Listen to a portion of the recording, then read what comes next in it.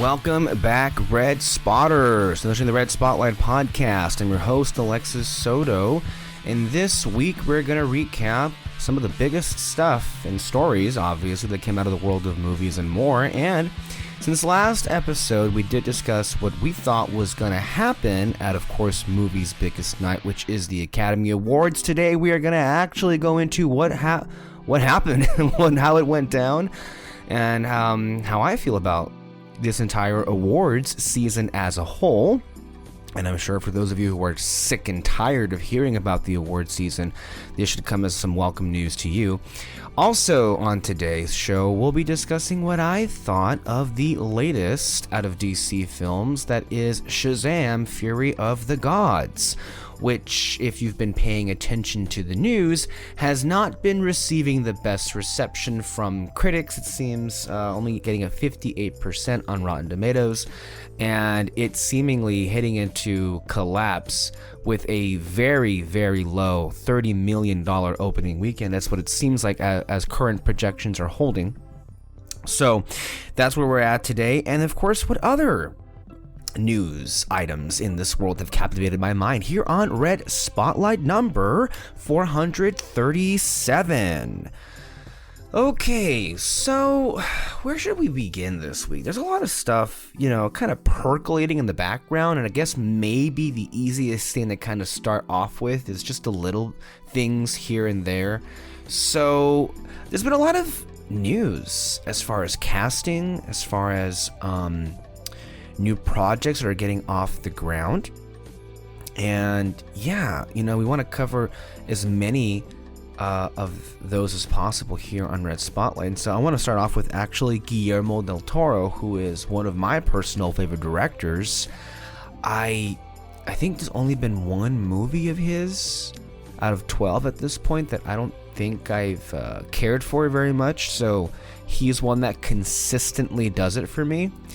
And especially when he leans into his, his fables, his fairy tales with his own particular horror goth style added on to it, is just, it's magic for me anyway, right? And one of the projects that we had been aware of in recent months at Netflix would be an adaptation of Frankenstein. Now, of course, for listeners who have been, paying attention, I recently took a deep dive into the classic Universal monster movies for the first time ever. We did a whole show. That was our Halloween special last year, if you want to take a listen to that. But the films that I went to go back and watch for the first time was Dracula, the Spanish version Dracula, Frankenstein, Bride of Frankenstein, The Invisible Man, The Wolf Man, Phantom of the Opera from 1940s, and also Wolfman and I already mentioned that one. Creature of the Black Lagoon. And The Mummy from that era as well.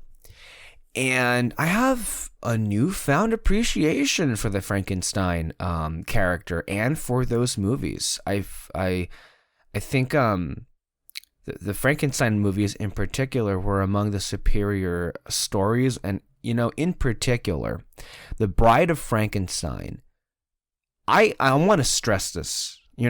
Every year I grow older, my palate and what I want out of movies kind of, it changes a little bit here and there. That's just natural with aging, right? But I've always been a proponent of people going out of their comfort zones and trying something new.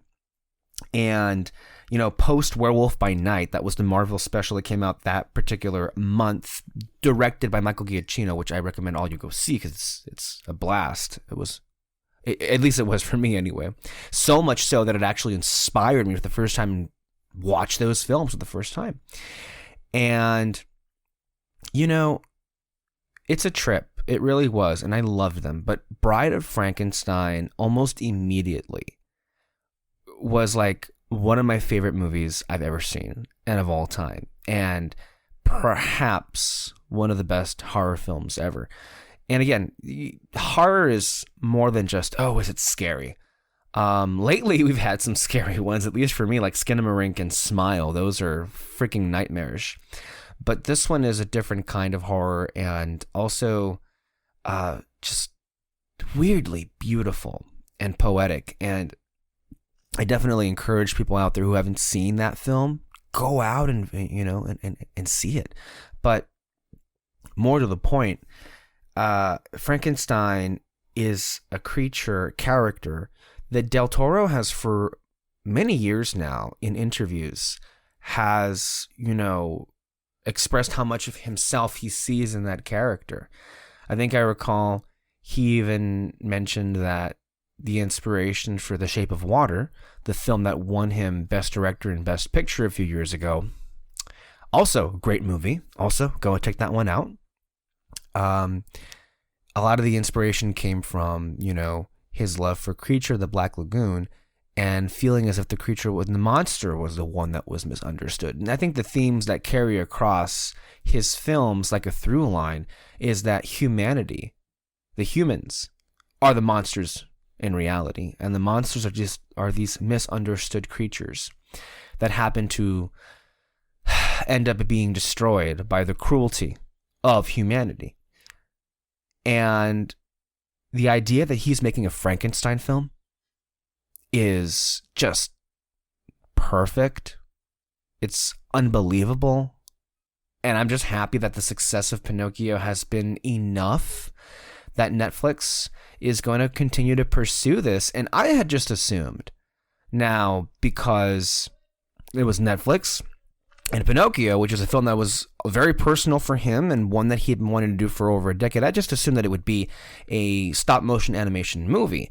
And it turns out that was not true. And in some ways, this is even more exciting because of who is attached to be in this project. We have people like Oscar Isaac and Andrew Garfield, who, by the way, both of those people are very prolific at this point, because between them, they are some of the people in this business that make some truly inspired decisions in which projects they appear in, and they rarely, if ever, have made missteps. They've had really good luck in not, appearing in, quite frankly, pieces of shit like some other actors have had the misfortune of falling into and have a hard time of getting out of. So that's good for them. But then another one of them that I think it's of that same vein, but is far more up and coming, and I think made a big splash last year for her wonderful performances in both X, but particularly with Pearl, Mia Goth. I believe she was just in a film, I think it was called Infinity Pool with Alexander Skarsgård. And look, this is an actress that has, I want to say she is growing a following by the day, by the weeks it looks like, and she's terrific. And I think if we're all being real with ourselves, if the industry acknowledged horror as a legitimate art form and one that was often invited to, Hollywood's biggest night, the Oscars, Mia Goth would have gotten an actress nomination for sure. She was definitely one of the standouts of last year, and her being involved in another horror project, but this horror project, that's unsettling and exciting all at once. And that's exactly the kind of sweet spot that Del Toro, I want to say, thrives in. And it looks as if, but I want to stress that this article referred to all of those stars as in talks to be in the movie. And it would actually be surprising if they weren't involved or wouldn't be involved in the final production of it.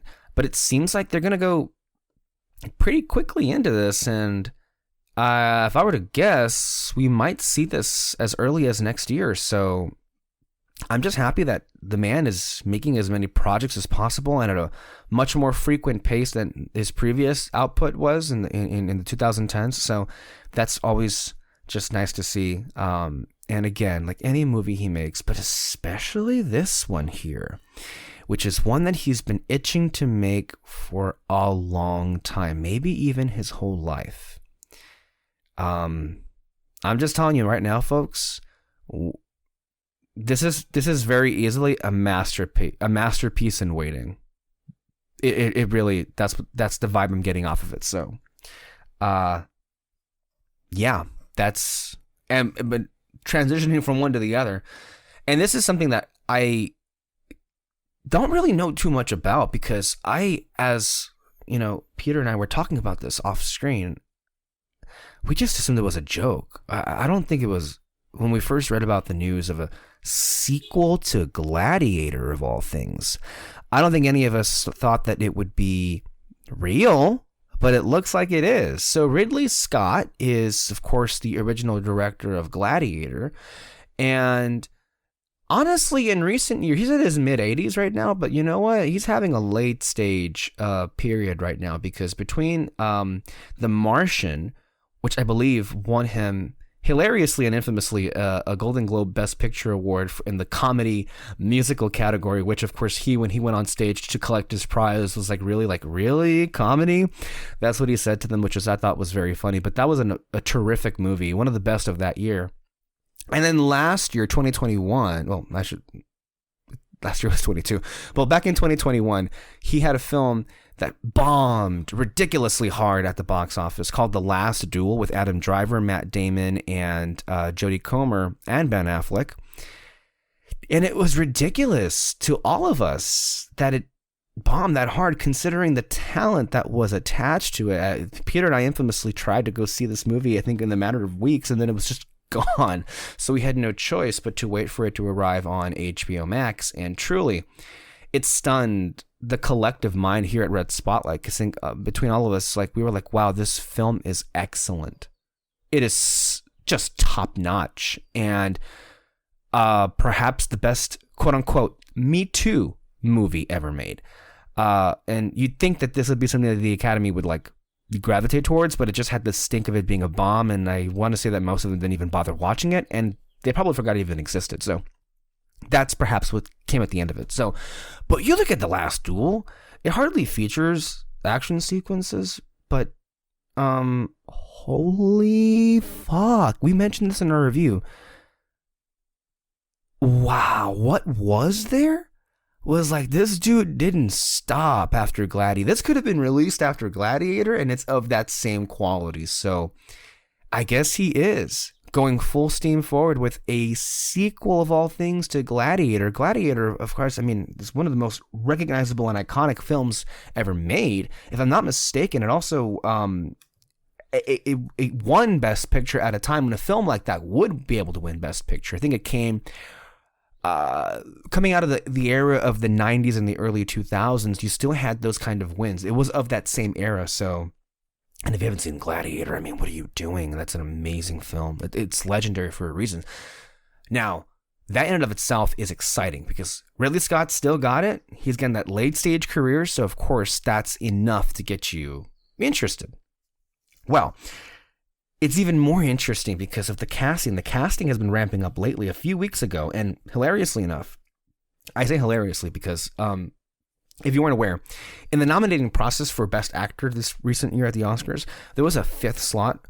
And I want to put an asterisk on that, because I would suggest it was a weak field. No, there were plenty of performances that would have nominated it, but you have to keep in mind that these people are very particular about who they want to put in that category. So a Gabriel LaBelle, who gave an astonishing performance in Fabelmans, was not at all considered because he is 20 years old. And if you weren't also aware of the fact that they very much do discriminate based on age. If they feel that you are too young, no, you're not getting in. But who wasn't too young was Paul Mescal for the movie Aftersun. The film has a significant following, and he had been in the news at the time of the nominating process because he was cast in this movie, the Gladiator 2, I think as it's being called. So... take that for what you will. He probably got the nomination based off of his name being in the news. And if you think that I'm just getting off, no, that's what literally every pundit was saying. Yeah, because his name is in the news, he'll probably get that fifth slot. And if you think that's incredibly ludicrous for the nominating committees to take that into account, yes, it is. And it only just further calls into question the validity of these people who call themselves the Academy, for sure.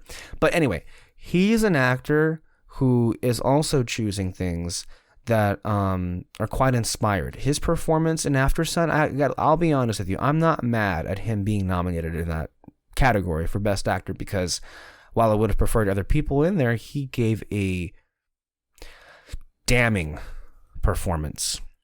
Devastating, quietly so. And I think that really just speaks to his talents as an actor. And him being in this Gladiator sequel is very promising and very encouraging.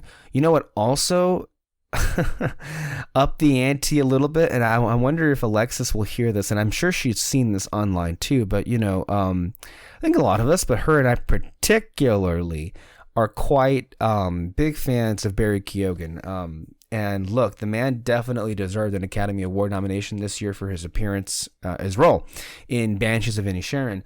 But of course, I mean, that's just coming off of his performances in The Batman of all, which, I mean, he didn't have too much screen time there, but he was also great in Eternals. I mean, the man is great in any movie he makes, right?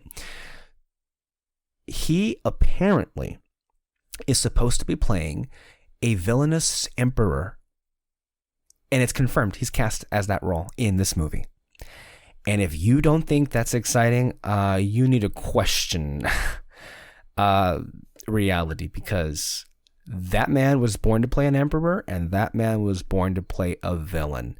And that combined, I mean, if you don't recall, of course, in the first movie, Gladiator, you had Joaquin Phoenix, of all people, play that villainous emperor. So to see Barry's take on that is going to be nothing short of magnificent. So again, that's already 3 things between Barry and Paul and Ridley. Okay. Now, this dropped, I want to say, just 2 days ago. Now, this was a mega bomb, because to have the star power, look, Paul and Barry are up and coming, but they're up and coming where they have enough of a following now, that those are big names, considerably. But this is a bona fide movie star for the ages. When it was announced that Denzel Washington, of all people, was going to star in this movie. I mean, you can't get any better than that. And so, and I'm not sure how many more roles are left to be cast, but this is legitimately exciting, guys. I mean, this sounds too perfect to fail. Now, of course, we've been down this road so many times before with so many other projects that we don't want to jinx it. But hey, this is so unbelievably promising. So I just wanted to let you guys, know about that, and just to let you know that these are definitely projects that we got to look out for in the future. So there is that. As far as anything else, I did want to also mention that the director of Smile, by the way, Smile was one of the better films of last year, one of the biggest hits as well, for a number of reasons, obviously, but it was a big success at the box office, and it was his first movie. And so because of that, he is now going to be coming back at Paramount. Paramount is doing a lot of really interesting projects, and they're actually, they're coming off a really bad decade in the 2010s. They kind of had a lot of bombs and had really, really iffy financial situations. But now in the COVID era, or the post-COVID era, I should say, they're having a couple of films that are really hitting hard. I mean, the Sonic franchise particularly is hitting hard for them. And Smile was a big hit for them as well. And so they've actually signed a overall deal. And it's kind of interesting, I want to say at the same time, because we're kind of moving back into an era where it kind of a little bit resembles old Hollywood, where the studios would sign on particular talent. That way they would only do movies with them and not go to the competition. So Parker Finn, he's the guy that directed Smile. This is his first fucking movie, and it was outstanding. And honestly, for as much as it's been seen, I can't believe it didn't get more of buzz from the critical circles. But either way, he is now going to be developing what would be presumed to be horror movies for Paramount, and that is particularly exciting, and good for him. Also, you may not be aware of this, but as of now, the reigning champs, the directors of the year, Daniel Kwan and Daniel Scheinert, who directed Everything Everywhere All at Once for A24.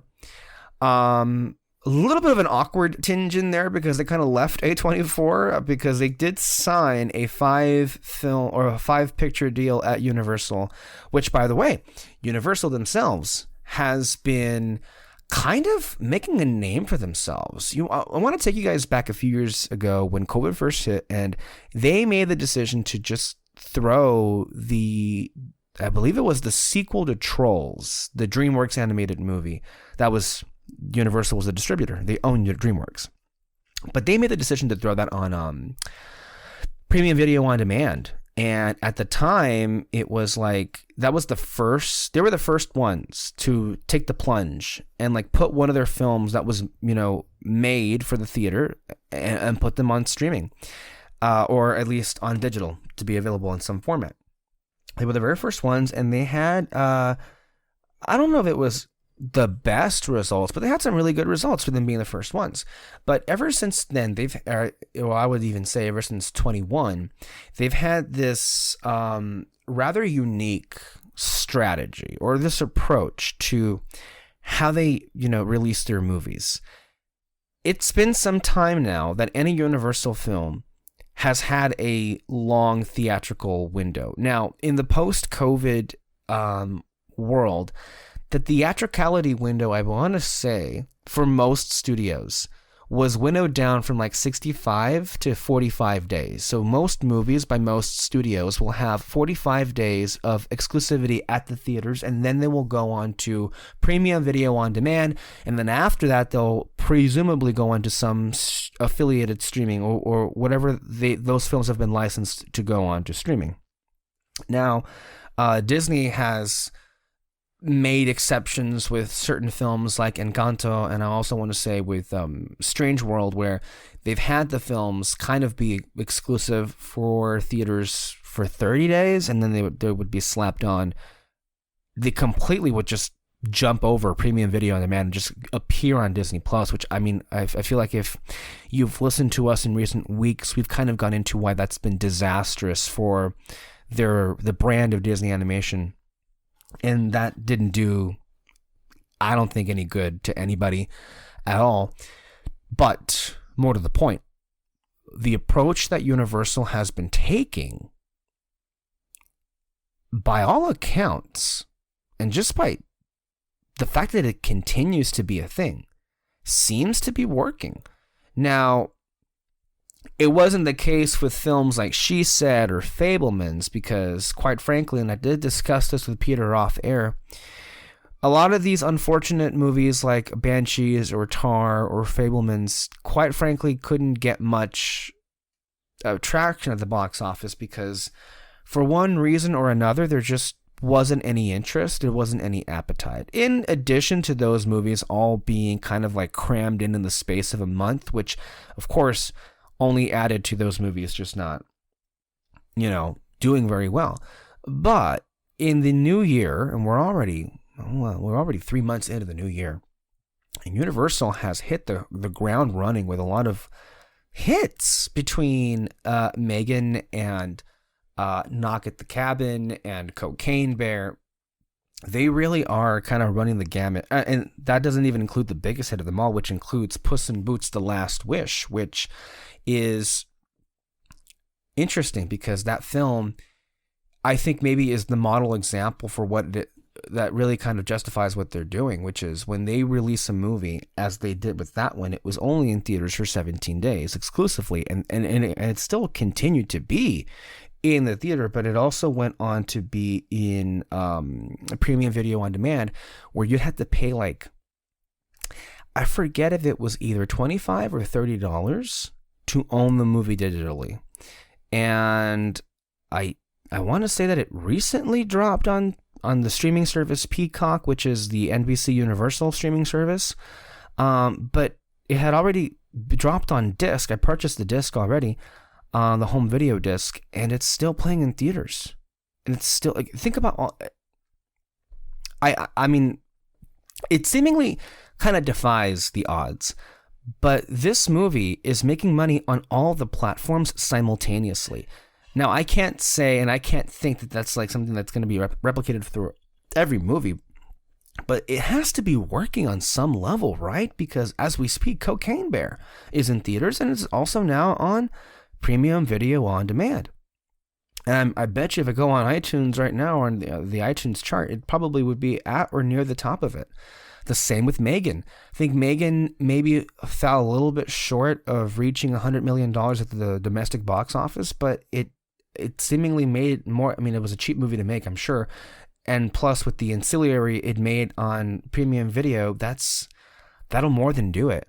But think about the idea. I'm not sure if we can even think of any other movie that's done this. Like right now, at this very moment, Puss in Boots is making money at theaters. It's making money on premium video. It's making, I mean, if you I guess you have the option to sign up for Peacock, the paid version of Peacock, just to see Puss in Boots, or you could just go ahead and buy the movie on disc. And that is, I don't think there was ever any other movie that has like been able to do that all at once, which is kind of crazy when you take all of that into account. So yeah, I mean, it's a rather interesting time for an interesting and volatile time for these studios and for the movies right now, for sure. Let's see here on what's... Oh yeah, we can get into a little bit of the Star Wars stuff. This was quite shocking.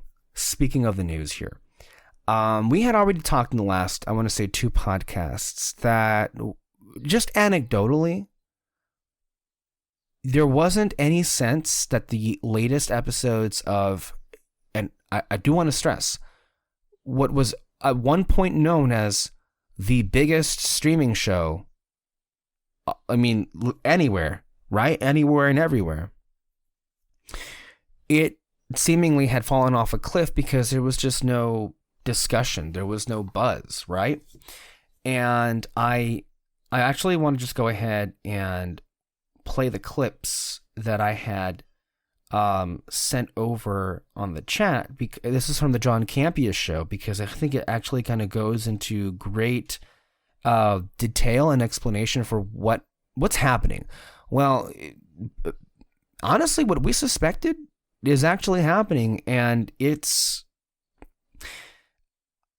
I want to stress that they're probably really stunned and surprised at Lucasfilm right now and at Disney. And I mean, look, Bob Iger right now at Disney has a lot of things working against him. The entirety of Marvel is one thing, and the decline of Marvel is working against him. The decline of the popularity of the animated brand or the live action output, or Pixar not being a viable option at theaters, all of those things working against him. But now Star Wars, the one thing that it had going for that brand was this show that was so like unstoppable. It was so unstoppable. I believe they also like went out of their way to produce a documentary on how it became a cultural phenomenon. And isn't that so ironic that when they release that documentary, the show kind of stops being relevant, right? So I want to go ahead and play these clips for you right now. Okay? Let me go right here. Some numbers are coming out now that are quite frankly really shocking. And that is this, that not only was the debut episode of season 3 of Mandalorian down from the season 2 premiere by 25%. A full quarter had less viewership of Mandalorian season 3 episode 1 compared to Mandalorian season 2 episode 1. Listen, 25% does not sound like a big number. It's a big number. It's a really big number.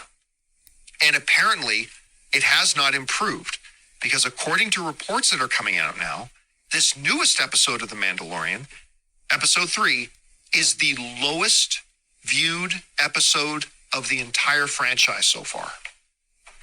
So we often talk about that the studios are looking for trajectory.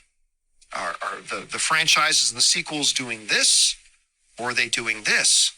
And right now it looks like people are losing interest in Mandalorian.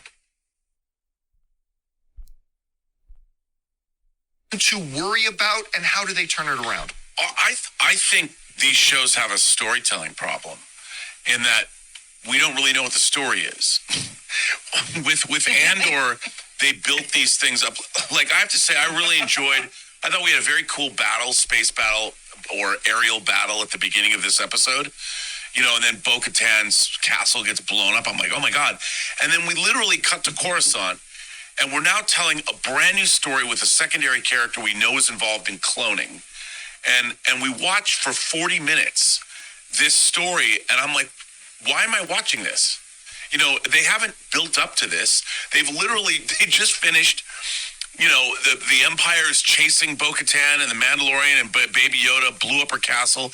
And then let's cut away to this story. The show's called The Mandalorian, and I understand building up Thrawn, whatever they're doing, fine. But the storytelling itself, I hate to say this because I know what Ray's going to do. The script writing is not good. This is not how to write a story like this. I mean, that's why, you watch a Game of Thrones and there's 3 different stories being intercut, and if this is the story they wanted to tell, intercut this story. Start following him for 2 episodes. I mean, they've been showing the Mandalorian fly here, fly there. Why not intercut this story over the last 2 episodes and interweave it all the way deft storytelling is working in larger fantasy and science fiction properties? They did the same thing in Boba Fett with the Mandalorian. Right? Yeah, they did that because suddenly he was jammed in, right? And it's like we accepted it because we liked the Mandalorian, and it was a reprieve from Boba Fett. Yes, but they didn't get away with it here. No, and like, it's not that it was bad. It was interesting going to Coruscant, but look at Andor, how they're juggling these multiple storylines. You've got Mon Mothma over here, you've got Cassian Andor over here, and you've got the Imperial officer over here, and it's all interwoven. And you got Skarsgård. And Skarsgård, you've got, and it all is, it's right. all servicing a much wider storyline holistically. And then they allowed it to crescendo. Yeah, absolutely. And this is like, what am I watching? Suddenly I'm watching The Mandalorian, I'm like, I was really into it. Oh my God, our castle got blown up. And then they come back to that story at the end of the episode after you've watched. I mean, I was perplexed from a storytelling standpoint. Like, how am I supposed to feel watching this? You took me in this really exciting set piece, and then where am I? Oh, wait, there's this doctor? Oh, yeah, I remember that guy. And he has something to do with cloning maybe Baby Yoda, maybe cloning Palpatine. What's going on? Now, we all agree, though, right, that they are clear that that whole doctor thing is setting something up that's going to be important later on. It is, but if they're going to do that, you should have been building, playing with the different. That's an interesting story, but when suddenly I'm watching one thing and then I'm where am I? It's jam cut instead of just like interwoven. Yeah. Let me ask a question. The question that everybody knows they have in the back of their head, but nobody wants to ask out loud. Is the magic of Mandalorian gone? No. I'm still enjoying watching the show. I watch it at midnight the moment it comes out. I don't even know if it's a script issue. But the numbers dropping. I don't know. What do you think? I don't even know if it's a script issue. That could have been an editorial decision to just jam it all at the end, or into that. Yeah, I mean, it could have been. Look, I think here's the problem. The problem is we're 3 episodes in, and what is the story that's being told? There's, you have to understand what the narrative thrust is in any story, and we're now 2 hours or 2.5 hours into this. I don't know where this is going. I have no idea. I mean, and if you look at our other big projects, whether it's House of the Dragon or anything, you know what the story is, and a story is supposed to bring you along. I don't know where I'm going. Now that the Mandalorian is back and he's part of the fold again, and they've allowed Bo-Katan to hang out, is that story now done? Now they have to start a whole new. What are they going to do now? What is the Mandalorian going to do? I have no idea. And we're going to go into episode 4 of an 8-episode series, and we're going to now start. Yeah, Taylor, look that up. How many episodes? We're going to start a new story. The Mandalorian has been redeemed. He is part of the fold, and it's like, okay, well, now we're going to start. Well, here's the next story. I'm glad you brought that up, because one of my again, I have been enjoying this season. I like this show, but it has been narratively, it's been all over the place. Because I'm glad you brought that up, because follow me here. They seem to say, like, what's the new hero's quest? The quest for Mando so far in the series has been to get this little creature to a Jedi. Okay, that's done. If you didn't watch Book of Boba Fett, which good for you if you didn't, then all of a sudden you start episode 1 and wait a minute, Baby Yoda's back with Mando again? That seems something pretty important that maybe they should have covered in this series. But be that as may. So we've got what looked like the new hero's quest, redemption. He's going to go get redeemed. Okay, that seemed like that's going to be now the story of the season. So, well, that gets wrapped up in 3 episodes. Now he's redeemed. Okay, so now what's it about? I'm not sure. But here's the other thing. You go back to episode 1, right? It seemed like nothing is more important in the entire galaxy than I got to get IG-11 back. I cannot go to Mandalore without IG-11. I do not trust any droids other than IG-11. IG-11 is my friend. I need to resurrect him. Really? He's your friend? Then how come you left him dead for 3 years and now you only want to resurrect him when you need him? But anyway, that's a side thing. It's complicated. So I can't do anything without IG-11. As a matter of fact, I will travel the galaxy going planet to planet to planet, trying to find A, get him back, B, find the parts that we need to fix him. And the moment he lands on Tatooine, hey, how about you take this R5 droid? Okay.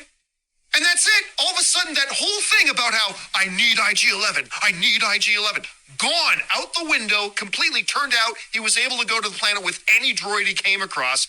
Now, obviously, IG-11 is going to come back, and obviously they're going to have a probably significant thing for IG-11 to do. It's just that they set it up in the first episode, too, like, I cannot go to Mandalore without this droid. No? All right, I'll take that one then. And then it was gone. So I don't know where they're going with this right now. And now they've introduced this secondary character that we've met before, and they're setting his problem up. He has nothing to do with the Mandalorian. Well, I know that when I'm watching a show, and the reason we get so absorbed in it is because we know that we're being taken on a journey. This show lurches around, and I have no idea where it's going, what it's trying to accomplish, or what it's trying to say. What is it trying to say? I think the answer to that question is it's not trying to say much of anything. We have to keep in mind that Jon Favreau was somebody who, historically, when it comes to, well, his recent projects for sure, but I think especially his work with this show is, it's not really trying to say anything. It's not that kind of show. We have to realize this. I mean, all of us here at Spotlight do this, but I think some people, for the very first time, and I think what's really at play with why the show isn't really doing as well anymore is, I think people are beginning to get wise to the idea that the writing on this show is so unbelievably surface level that it is empty, it is vapid, it has really nothing that it's aiming for. It is a very meandering show and quite, comfortable in staying that. And it is, as Peter would say, the definition of a show where or action figures are just literally playing with each other in a video game. And I think what really did a lot of damage was the idea that they resolved a through line with Grogu and Jin in the other show called The Book of Boba Fett, which was awful, which also damaged, by extension, it looks like Mandalorian. Then what followed it was, I think, on the whole, I don't know, for me, I thought it was positive on the whole, but for some people it definitely seemed to be more divisive, which was the Obi-Wan show. So that followed it immediately, and then came Andor, which did the opposite effect, which that wasn't awful, that was actually quite spectacular, particularly for its writing. And it, honestly, maybe if Andor wasn't in the equation, because I think you can make the argument that if general audiences that did tune in for Mando and they went to Boba Fett and Obi-Wan and they were less than thrilled, you could make the argument that that kind of dinged them a little bit, or at least their overall audience just went down. But then, well, I mean, in and of itself, it did fall off a cliff because, as we mentioned, no one was watching Andor. It's hilarious how now it's, being looked back on quite fondly, which I'm happy for, but no one was watching the show. Guess no one was interested in a Cassian Andor show. Or maybe the first 3 episodes, which admittedly were slow. We know we can admit that here. But For those that did see Andor, it was actually a worthwhile experience. And when you try and follow, I should say, Andor with Mandalorian, and you get Jon Favreau's level of writing, that isn't going to work well for you. Especially when, of all things, this most recent episode of which I saw, felt very much like a diet version or a copycat version or an elementary version of what Andor would do.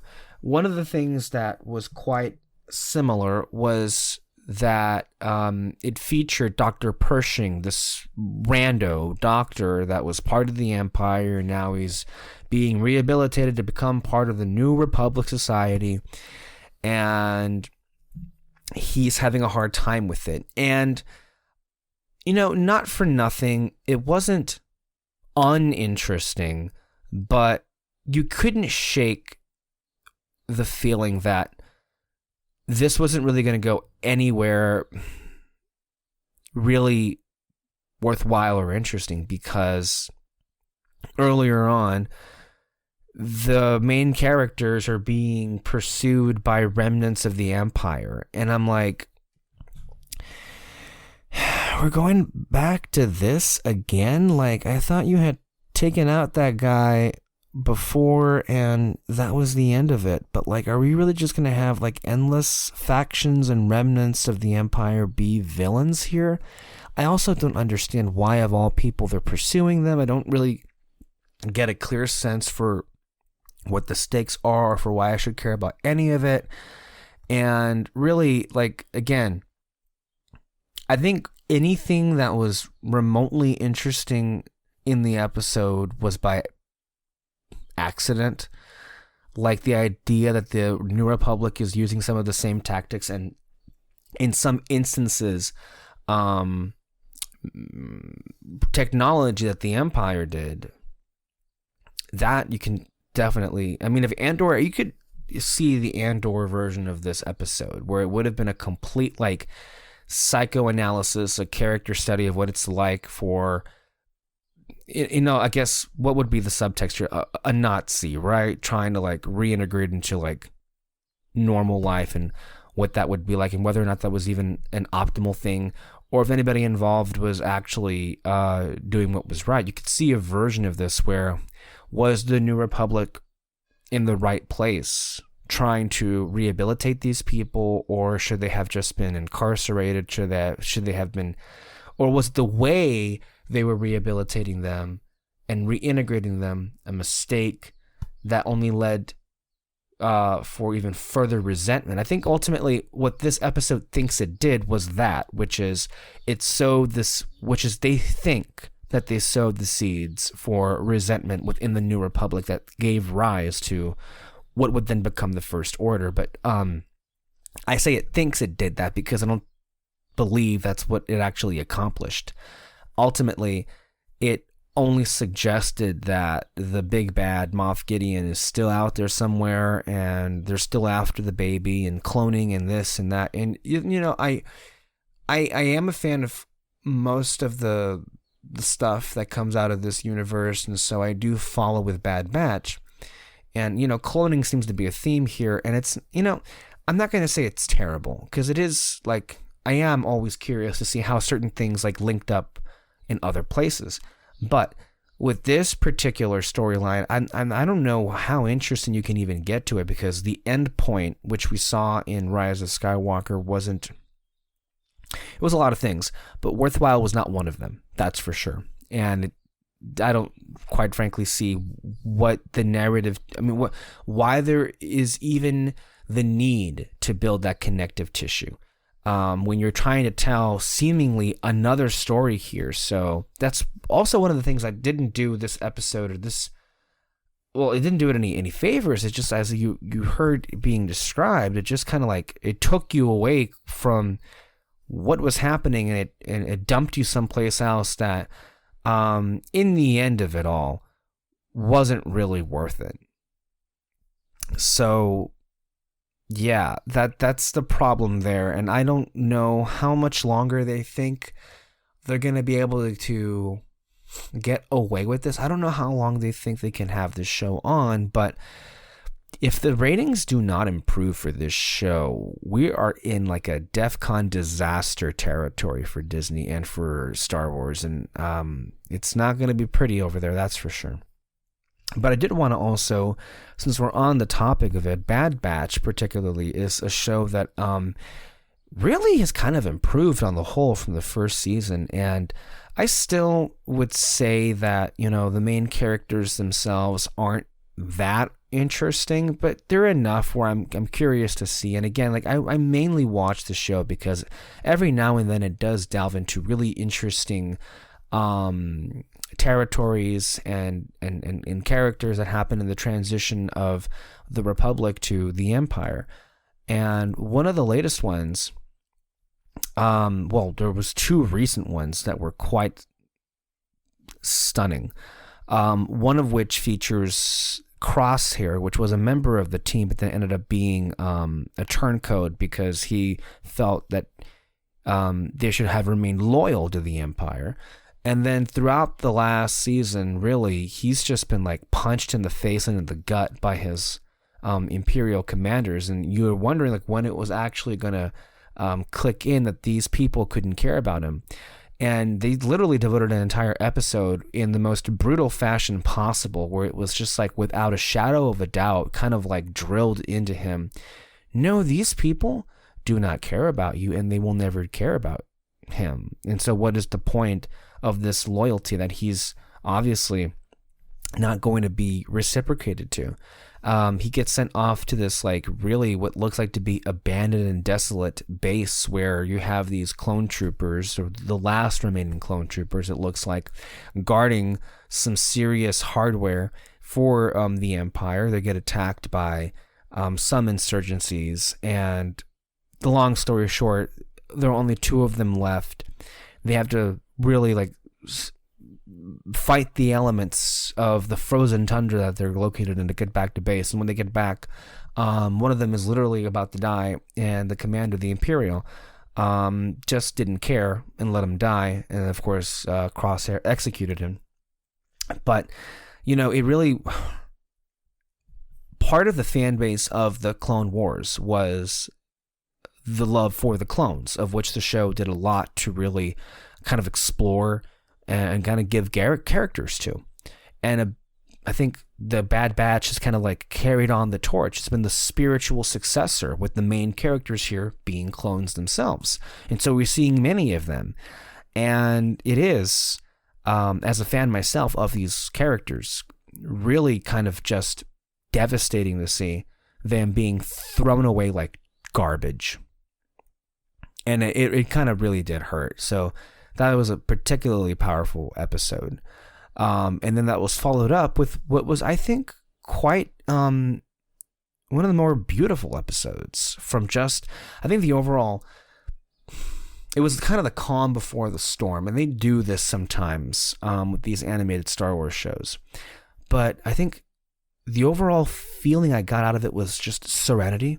Because they go to this place, they call it Pabu, that's the planet. And there's this like beautiful island that kind of reminds you a little bit of the Italian Riviera. And it's just so warm and inviting. And the animation was top notch, these last two. But in that one, it was like, you know, if there was a place in the Star Wars galaxy, I thought anyway, that I would want to live, that would be the place. But it definitely presented itself as an eventual end point for these characters. For if they, whenever that end would be, I don't know if they planned for the third season on being the last one. Maybe it could be, but perhaps this would be the place where they would eventually be able to call home. And it was, I think, for me, one of the best episodes of the whole series, just on the idea that it was actually fleshing out these characters and paying a lot of attention to what they want out of life.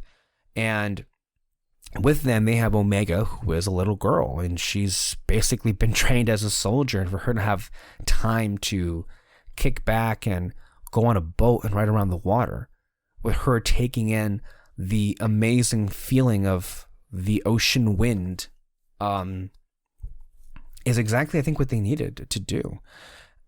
Plus, they're seemingly really hinting at a romance between one of the main characters, Tech, and his and the person that kind of like shows them this entire system, which is Fee, who at one point we just assumed was another 2-bit pirate that didn't really care about anybody else besides profits. And maybe there is a revelation in there, but I'm not sensing it. It was quite shocking to see her being a genuine person and not just someone that's obsessed with profits. And man, the looks these two were giving each other the entire episode were like, man, even I was feeling it. It's like, whoa. Yeah, it was pretty great.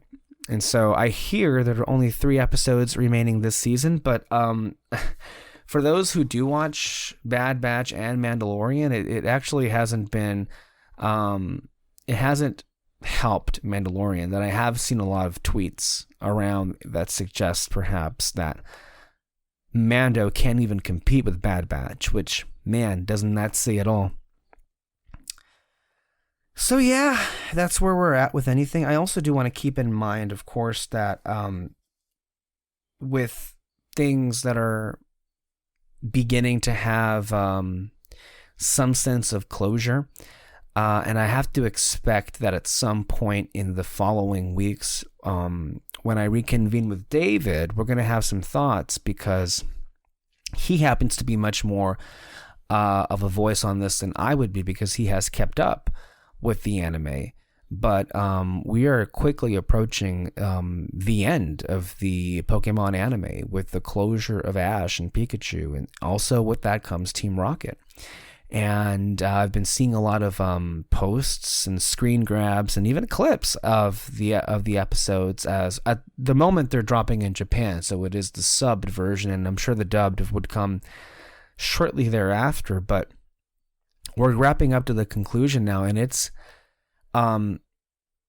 still is to me shocking that after a quarter of a century, 25 years, it is reaching its conclusion. I really do wonder what made them stop now. Seemingly when other projects of a similar age will just keep going, like Simpsons or SpongeBob or Family Guy. But this one, or maybe even closer to it with the anime, you have One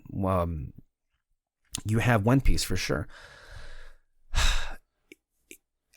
It is evoking a lot of nostalgia, and it is causing me to remember or think about, what were some of the most, what were some of the best moments of the anime that stick out.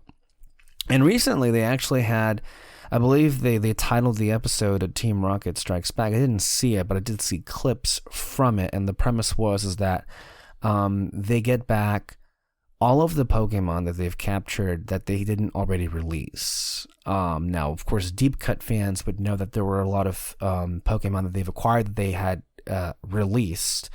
But of the ones that were not, and that had been kept at HQ, were brought back to them by none other than Delibird, which was one of those Pokemon that had followed them around since, I believe, the Johto region. And when I tell you how emotional this made me, it's like this is actually an idea in my head I'd had for many, many years now, back when I would follow this show. But the idea that there would be a reunion of sorts for those characters and their mons, as they say, is one that I thought they'd do at the very end of it, whenever they would get to the end. But it did get to a point where I just didn't think they ever would end or get there. And so here we are, and I don't know, it's making me feel quite melancholy. And I don't even know why, since I kind of have left this behind such a long time ago. At least I thought I did. But knowing that, it's bringing up a lot of memories for sure about what some of my favorite moments in this series were. And so we'll be keeping an eye out for that. And whenever we get to David, we get him back, we can talk about that and how that's going. Also, this was something that we had speculated, but as far as what's going on in this world, James Gunn is confirmed to be directing the Superman film, Superman Legacy, that he's writing. And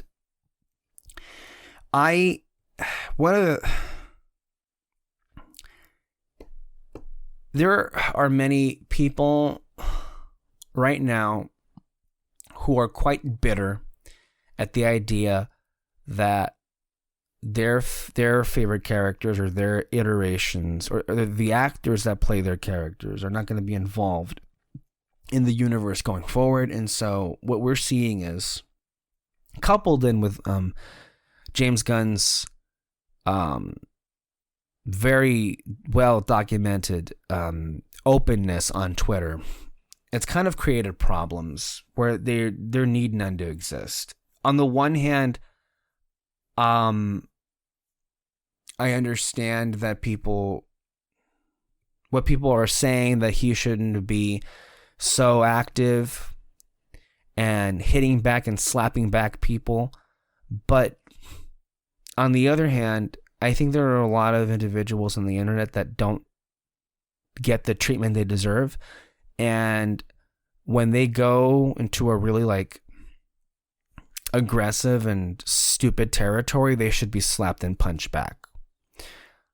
And so this notion out there that people are upset at him because he keeps, quote unquote, putting his wife, Jennifer Holland, who plays Harcourt on the Suicide Squad and Peacemaker projects in DC. First of all, it's wrong. He only just got there. He was, of course, he did put her in those projects because he was the creative head of those projects, but she had also been appearing in post-credit scenes or in small sequences in other DC films, of which he had no control over because that was Walter Hamada, for people who are not remembering that correctly.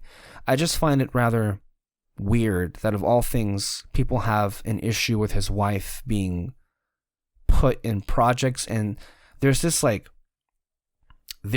talking point that's being disseminated out there that he is a very self-interested figure and he's only doing this to further his own career, and he couldn't care less about making a good cinematic universe. And if that's the attitude you're going to have to an individual who has released nothing but amazing projects, I don't know what you people want, and quite frankly, I don't know what it is you think you deserve if that's how you're going to react. It is, the internet's going to internet. It's going to internet. That's just how it is, right?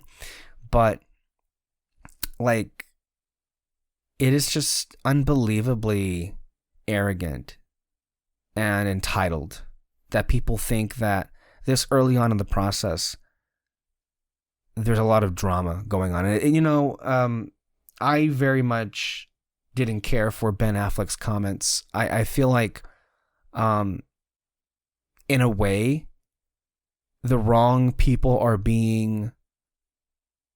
The way that people are perceiving those comments, I should say. He gave a recent interview about how he would never do... he would never go to James Gunn's DC movies. And I feel like,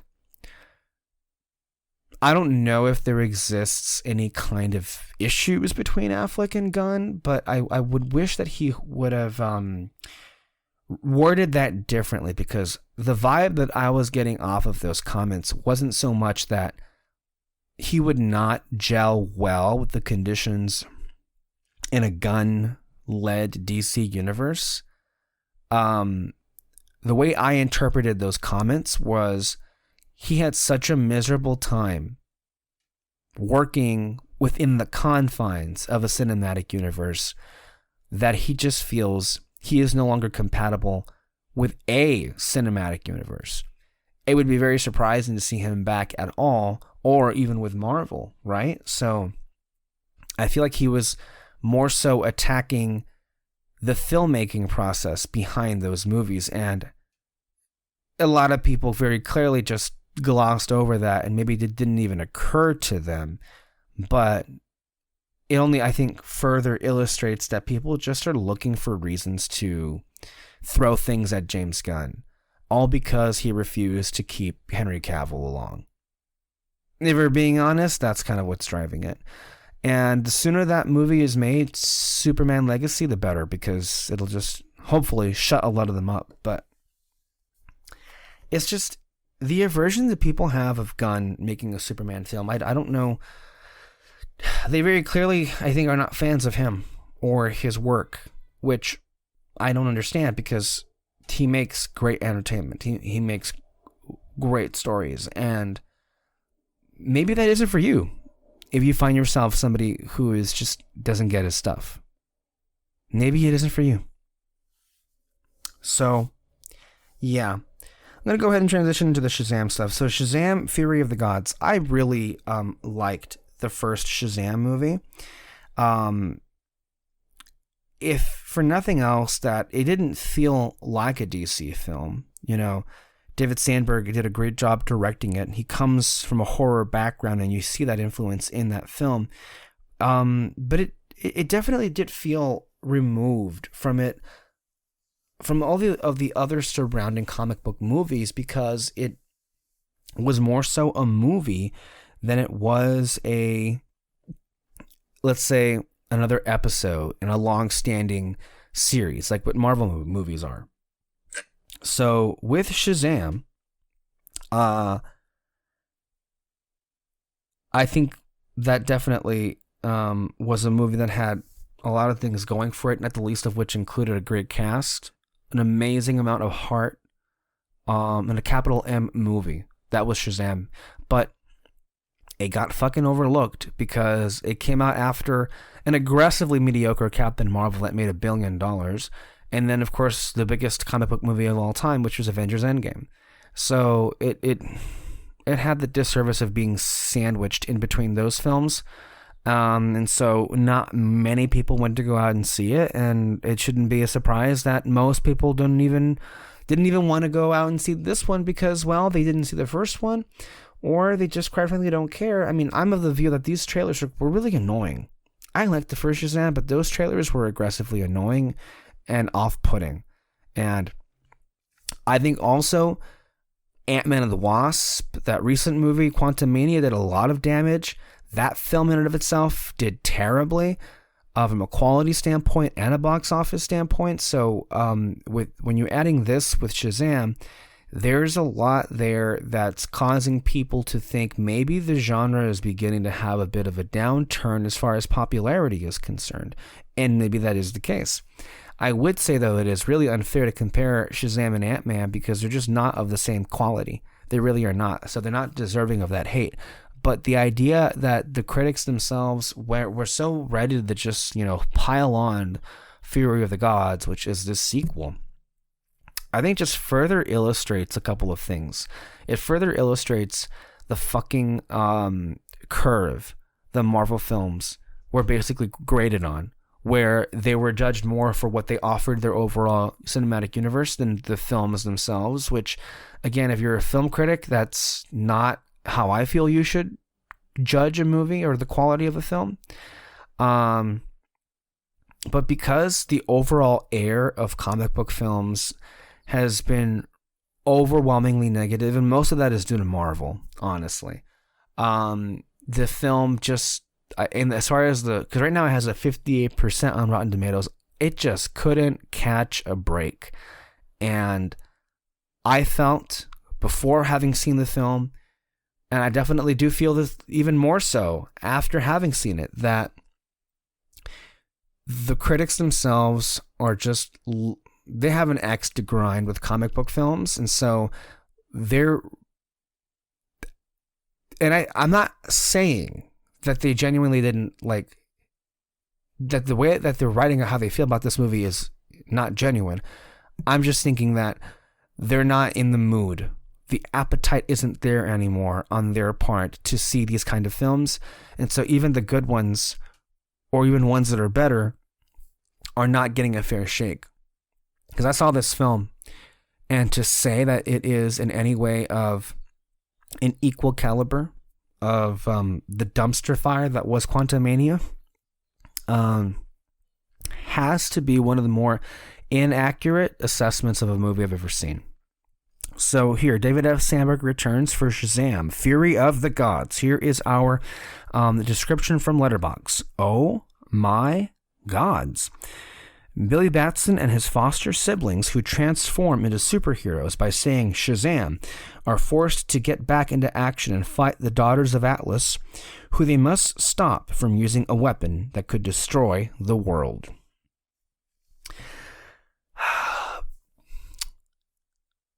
I genuinely am confused.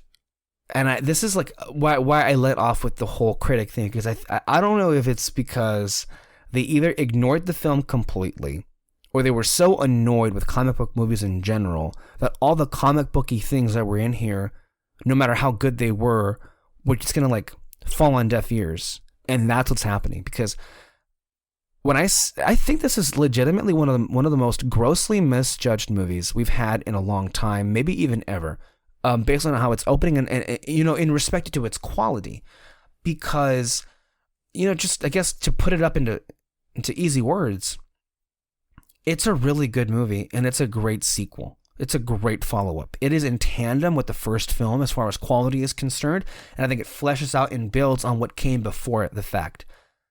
It is a film that is literally filled and features, I would say, some of the best execution of what accompanies most comic book films.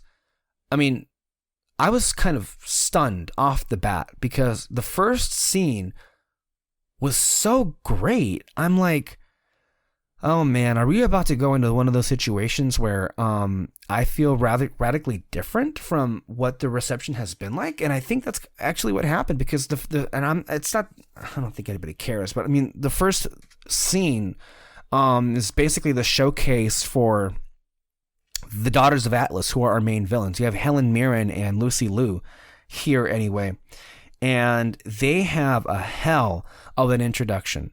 Like, they murdered a bunch of people in a rather bleak way, and the music was there. I mean, I was like, wait a minute here. This isn't bad. This is actually pretty good. And then they follow that up with a bridge rescue sequence, which it only just dawned on me, like, man, how long has it been since we've seen a superhero film where they're actually like taking serious real estate time in their entire story to actually rescue people? Isn't that a novel idea? And it looked great and it was fun. And on the whole, that's really what the movie was. There wasn't anything in here. Maybe there was one issue that fell into the trap that so many of these other Marvel movies particularly fall into, but I'll save that for later. But on the whole, you had really great action sequences, really creatively looking ones. And also, they happen to not have the misfortune of being made by Marvel Studios, because we're so used to these sequences in Marvel movies not working because of how wonky or fake or artificial they look like, and how cheap they look like too. But here, you can't say any of those things about Shazam because they look top-notch. The effects work in this film blows any recent Marvel film, save for Eternals. I'm the only one that'll ever make that distinction, but I'm going to make it. But it blows all of them out of the water because it actually looks like a film that took in the time to polish their effects. There's not anything in here that is anywhere near the atrocious level of ugliness as far as execution and how they filmed it, from Ant-Man to Thor to... No, it doesn't even cross my mind. It's actually like, wow, it's been a while. And of course, this movie, what makes that accomplishment even much more of a feat was that it only cost $100 million to make. Which, relative to a lot of the other films that I had mentioned, like Ant-Man or Thor, we're talking about movies that were like at easily double the size of the budget that this film had. So there's just no excuse for films that are so much less expensive to make looking far superior than the Marvel movies. And I think that also suggests, as we've been saying for years now, there is something fundamentally broken in the way that Marvel makes movies. And this is just another example of it, because when you see how great Shazam looks, how great those action sequences look, also how beautifully lit a lot of these action sequences are, there is no excuse for the subpar efforts they've been turning in. The humor here is not overbearing, and it actually isn't. I know in the trailer there were some bits that just didn't, like, oh god, it feels like every comic book movie is this way, and I think that's what kind of did a lot of damage to the film's overall appeal. But when in the context of the movie, they're not that frequent, and they actually land. They're not like belly laughs, but there are actually some pretty good zingers in here that kind of work, because it's one of these films where the villains themselves are not joining in too much, so I would say, with the jokey nature of it. I mean, it is a silly movie. It is, it is a comic book film that is geared toward families, because it is, about a family, right? But because it is that, it also kind of makes it a bit shocking that David Sandberg doesn't like reel back any of the horror sequences. Like, people die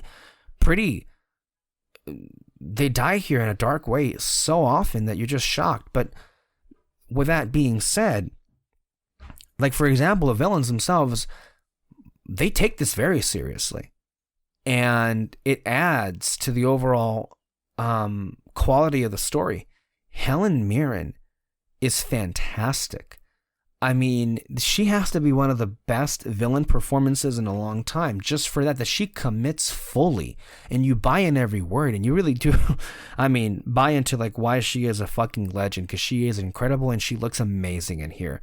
Honestly, quite a surprise here. Rachel Zegler is her second big movie after West Side Story, and again, it reminds you like what a talent she is, and what a talent Spielberg had for picking out new talent. She's great, as well as Jack Dylan Grazer, who gets a substantial amount of screen time here, and whose overall relevance to this family is not overlooked. And so I was grateful to see him have a lot of really good screen time here as well. Levi and Angel are great as Billy Batson. That doesn't change. And I was actually quite surprised that, again, I shouldn't be, because every film, and I would argue that every movie of this genre should have these sensibilities in mind, but I was just shocked that this film actually attempted to weave in themes and arcs for the characters in a way that was built on, the first movie. I shouldn't be surprised, but I am, when the movies that I see these days attempt to do that, particularly when they're of this size, when they're a comic book movie, right? Because Marvel has, I felt, just done away with that whole sensibility of even trying to come up with themes or even having something to say, which is not something they even try anymore to interweave with what happens in their films or in their characters. They refuse to have their characters change, whereas here, that's kind of front and center. And this is so beautifully directed as well. The action sequences are beautifully directed. It's not stale, it's not boring the way the Marvel team has had their action sequences. They look great. They're actually quite fun. And again, David Sandberg's background in horror is kind of key into what makes all of this work out really well. The stakes are something that, is just completely absent lately from Marvel movies, whereas here you feel every death. You also feel the carnage that kind of is unfortunately unleashed on Philadelphia, which is where, the movie takes place in.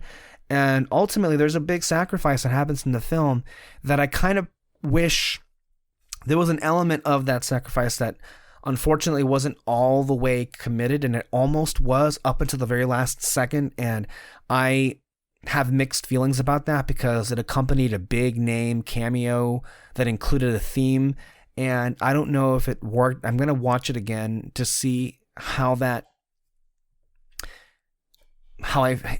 I feel better or not about that. But on the whole, it was, I myself was emotionally moved by the sacrifice that happens and these characters, and I think it kind of speaks to what a great movie it is, and how well it worked. And it is a shame that it didn't even seem to matter. Maybe they should have just released this before Quantumania, because I mean, this film was never going to be a box office hit. Let's just be real with ourselves here. It just wasn't. The first one barely made money, and I don't think this one. And look, not for nothing, these films were cheap to make, so there is that, right? It's not going to be a huge disaster. Well, I mean, we'll see what those numbers in the end are, but part of me does wish that this did release as it was going to originally in late 2022 before Quantumania stunk up the place so bad that now, no matter how good some comic book movies are, if it's not like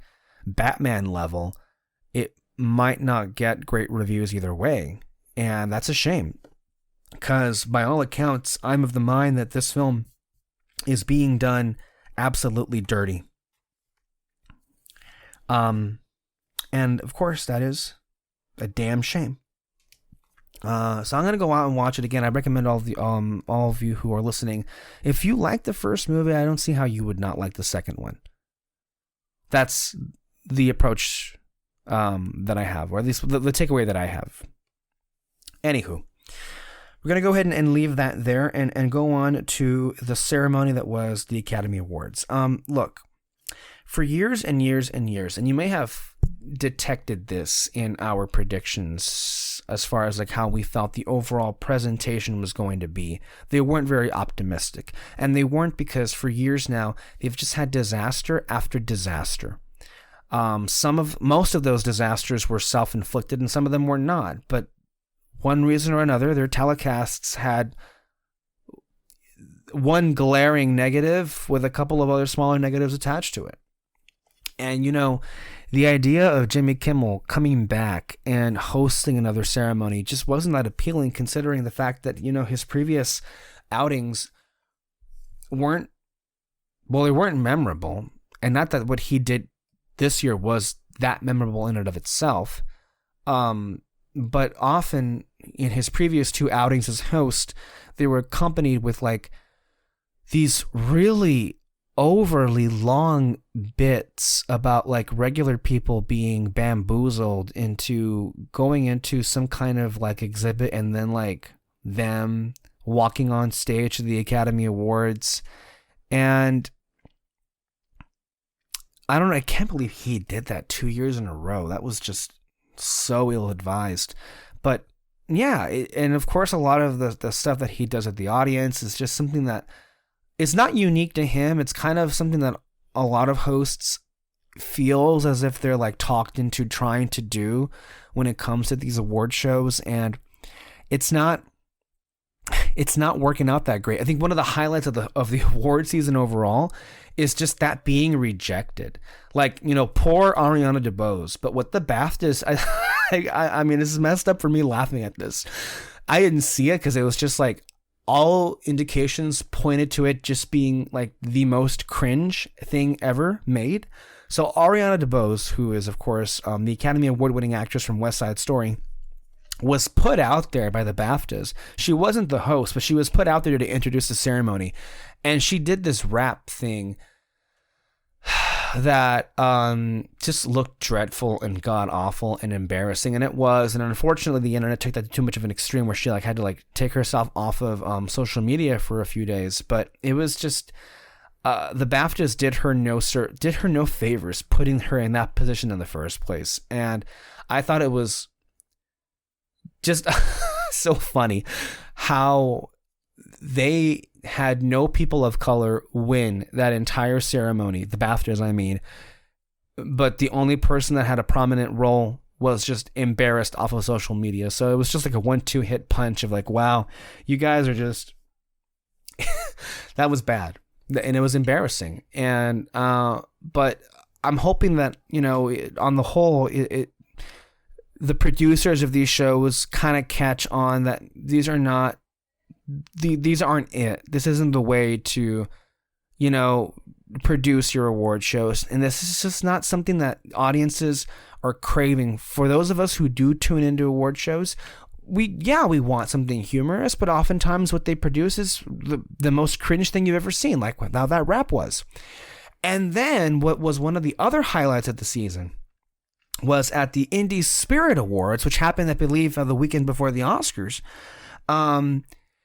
The host there tried to do this kind of bit with the nominees in attendance, and he tried to do something with Cate Blanchett and Todd Field, you know, who did Tar. Todd Field's the director, Cate Blanchett starred in Tar. And he tried to do something with them, like asking them some kind of like interactive questions, and it went so badly that, and I was so proud of the people in that table. It actually started off with Cate not even bothering to answer the question, and she like literally, because they were seated at a table, she just got out of her chair and went under the table to hide from that entire thing. And then, of course, that elicited so much laughter from the audience, and then the host tried to rebound or recover from that, you know, to pivot from Cate to Todd Field. And man, God bless Todd Field. He also was just like, didn't even acknowledge him, just like went and hid under the table alongside Cate Blanchett. And and I think that was also followed with other people who were in that table as well. That just was a complete rejection. And I'm hoping that a lot of these people who produce these shows kind of get the message that, look, these didn't work. And I'm so proud of the nominees that year that just refused to participate in that. Because when the stars refuse to participate, then they'll just drop it. Like, so for example, one of the weakest moments that came from the overall telecast this year at the Oscars was when Jimmy Kimmel was in the audience, and he was doing that thing that they always do, which was like ask these random weird questions that are meant to elicit laughter. I guess they think these are jokes, but again, it is rather ill-conceived, the people who they often approach. So of all people, Malala was there. And of all the people in the audience, they think, oh, let's get the serious person to say something funny. And of course, that didn't go over very well at all. He asked her a question, I think something about Harry Styles, and I believe her response was perfect, where she was like, I only talk about serious issues.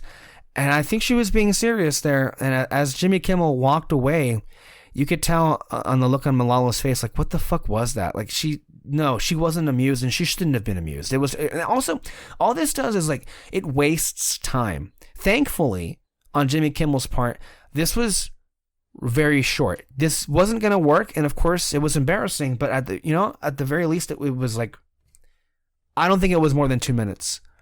And I hope that is an indication that they are beginning to see that these moments in these shows don't work, and so they're devoting less and less airtime to it.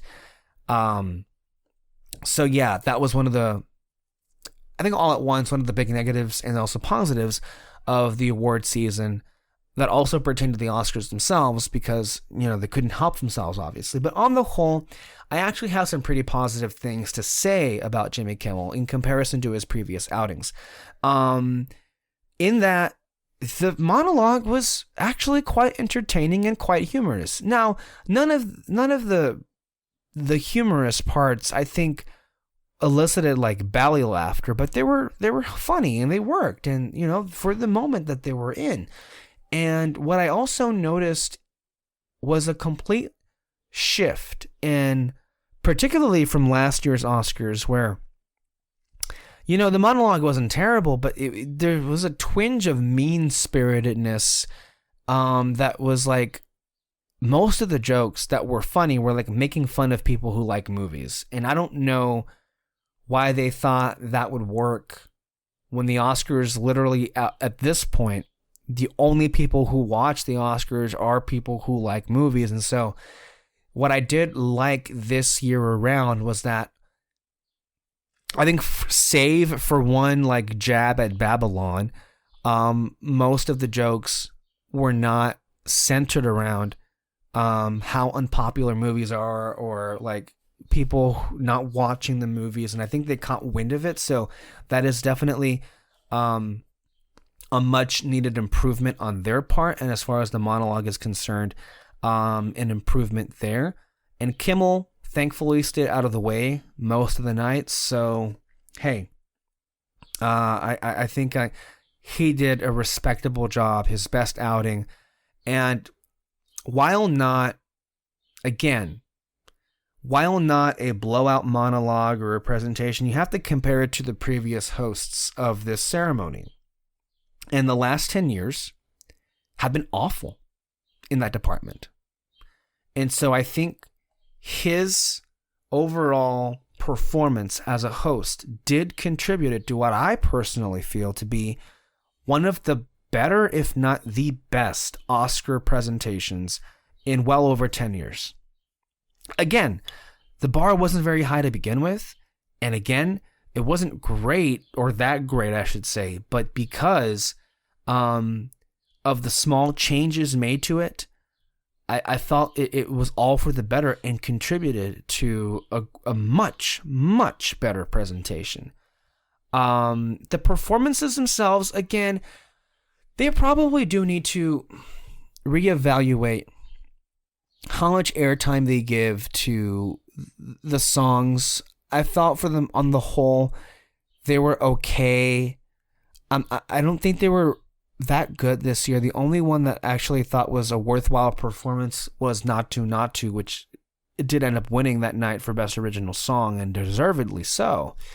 And that was an amazing performance, but the other ones were okay at best, and maybe they might need to rethink about how much airtime they give to those performances, because they do kind of drag things down a little bit.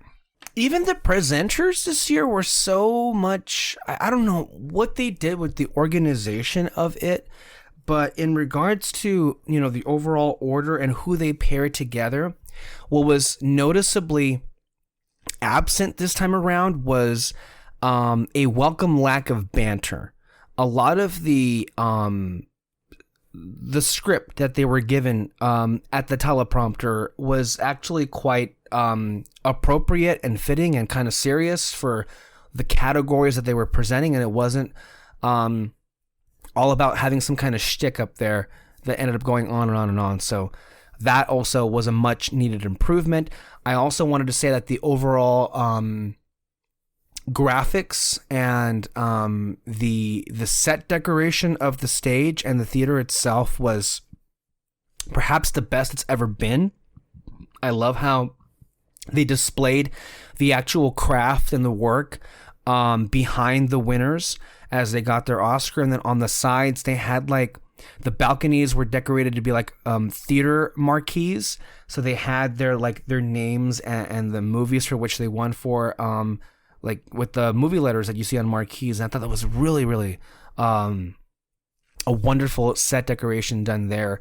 They even had like props for certain categories. Like if they were presenting like costumes or makeup, they had like what I would assume were either replicas, but maybe in some instances they were the actual thing, because of course they have the Academy Museum to think about here as well. But they had some things that were on display on stage behind them that added overall to the presentation. They had clips, of course, wonderful. They had a live orchestra that I think is definitely much needed overall, that they usually do have at the ceremony.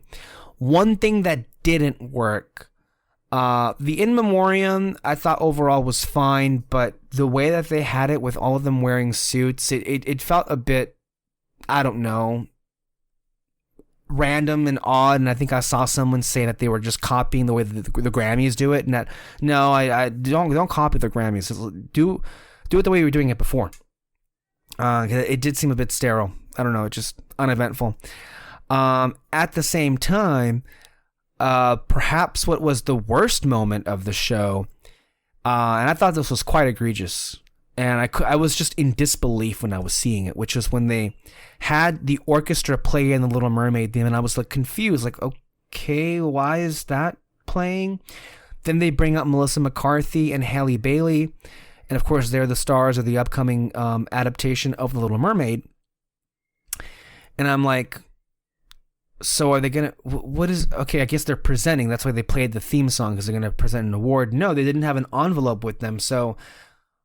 Oh God, what it turned out was that they were actually taking time out of the ceremony to debut the trailer. And it just felt it felt like it crossed the line, and it did not go over well. And from what was reported is it wasn't actually played in the theater itself, which I think goes to show you they had the sense enough to not actually subject the people in that building to watch that trailer. But still, it did feel icky. And considering that they were just throwing it to commercial anyway, they should have just debuted the trailer as a commercial instead of just like making it seem as it was part of the actual ceremony itself. No, that's just a big no. You don't do that. And yeah, as far as the trailer is concerned, no, it didn't go over very well. I don't think anybody... I mean, the stuff that was on land was okay. But then when it came back into the water, it's like you can just tell this movie, as it was always going to, lives or dies by its VFX. And everything that that's coming out of this movie, every single image as far as underwater is concerned, as far as VFX is concerned, is very much telling us this film is going to fall apart the minute it goes underwater. So, yeah, that was a terrible, terrible moment, and they shouldn't have had that at all. So, yeah, look, on the whole, I think it was a great presentation, and I hope they use this as a model going forward. Now, ultimately, what made this night one of the better presentations, I think mostly, is a great crop of winners. Now, okay, I guess we could start off continuing to complain about a couple of things. There is a lot to be said about how far the Academy has come for who they pick as far as winners and as far as their taste is concerned.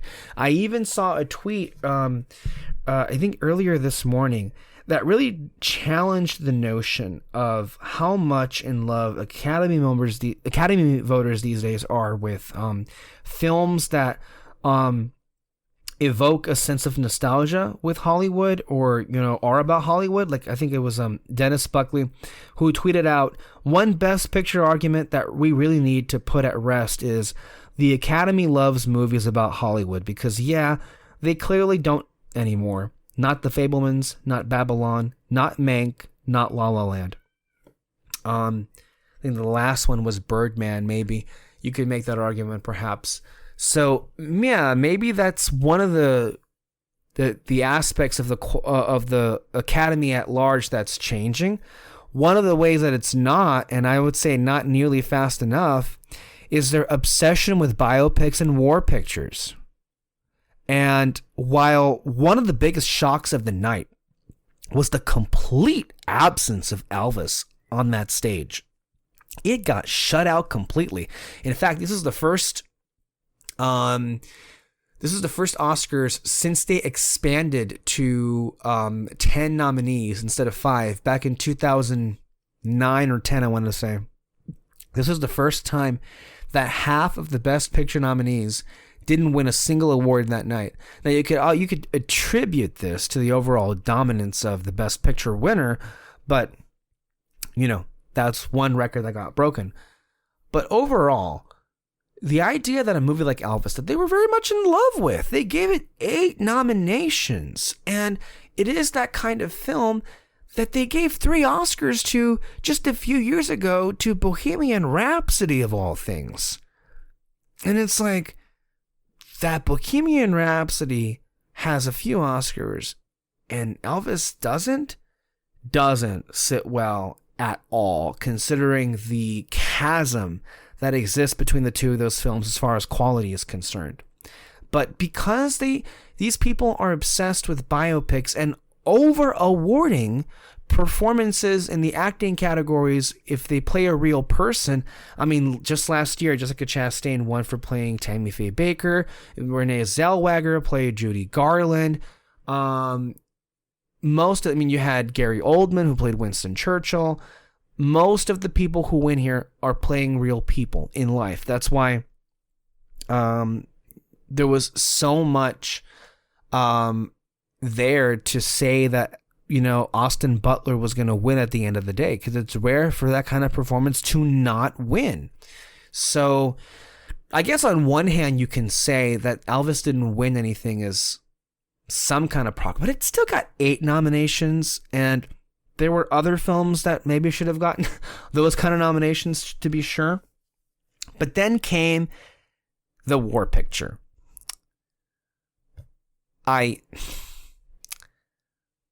I'm sorry, I just can't. I can't bring myself to care. That movie was good, but I don't think it was anywhere good enough to where it received just the shower of praise that it won 4 awards.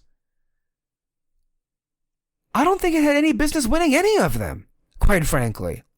Like, it won Best International Feature over more deserving films, I'm sure, like Argentina in 1985.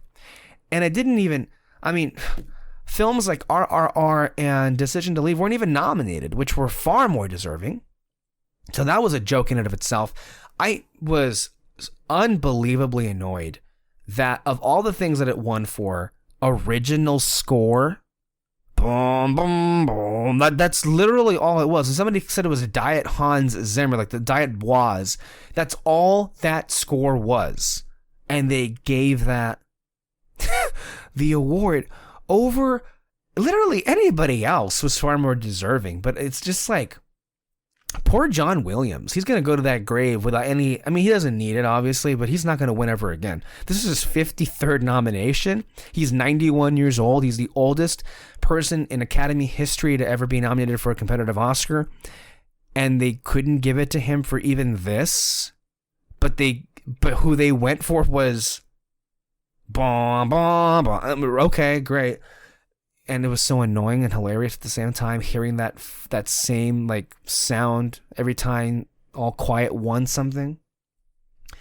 All right. And even though, of course, Justin Hurwitz is somebody who's already won plenty of times, well, Babylon was an incredible score.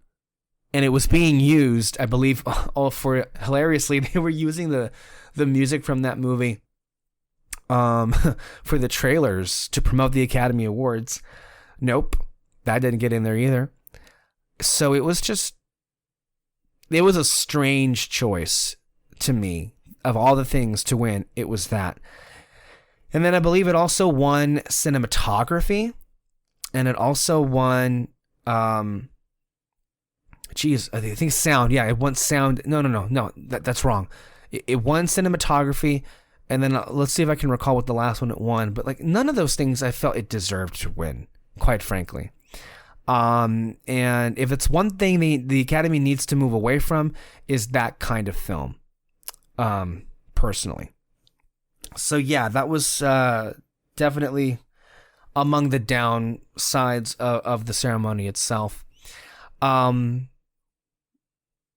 also continues to be a downside for me is just the terrible luck Steven Spielberg continues to have with these people. I guess it's enough that he continuously is invited to the party, and that his movies do get nominated, and that his films, more often than not, do come up with wins. For example, Ariana DeBose did win for West Side Story. Mark Rylance did win for Bridge of Spies. Daniel Day-Lewis, and I believe also the production designer did win for Lincoln. So yeah, there are wins here and there, but they never go out of their way to actually make him to be one of the winners of his movies.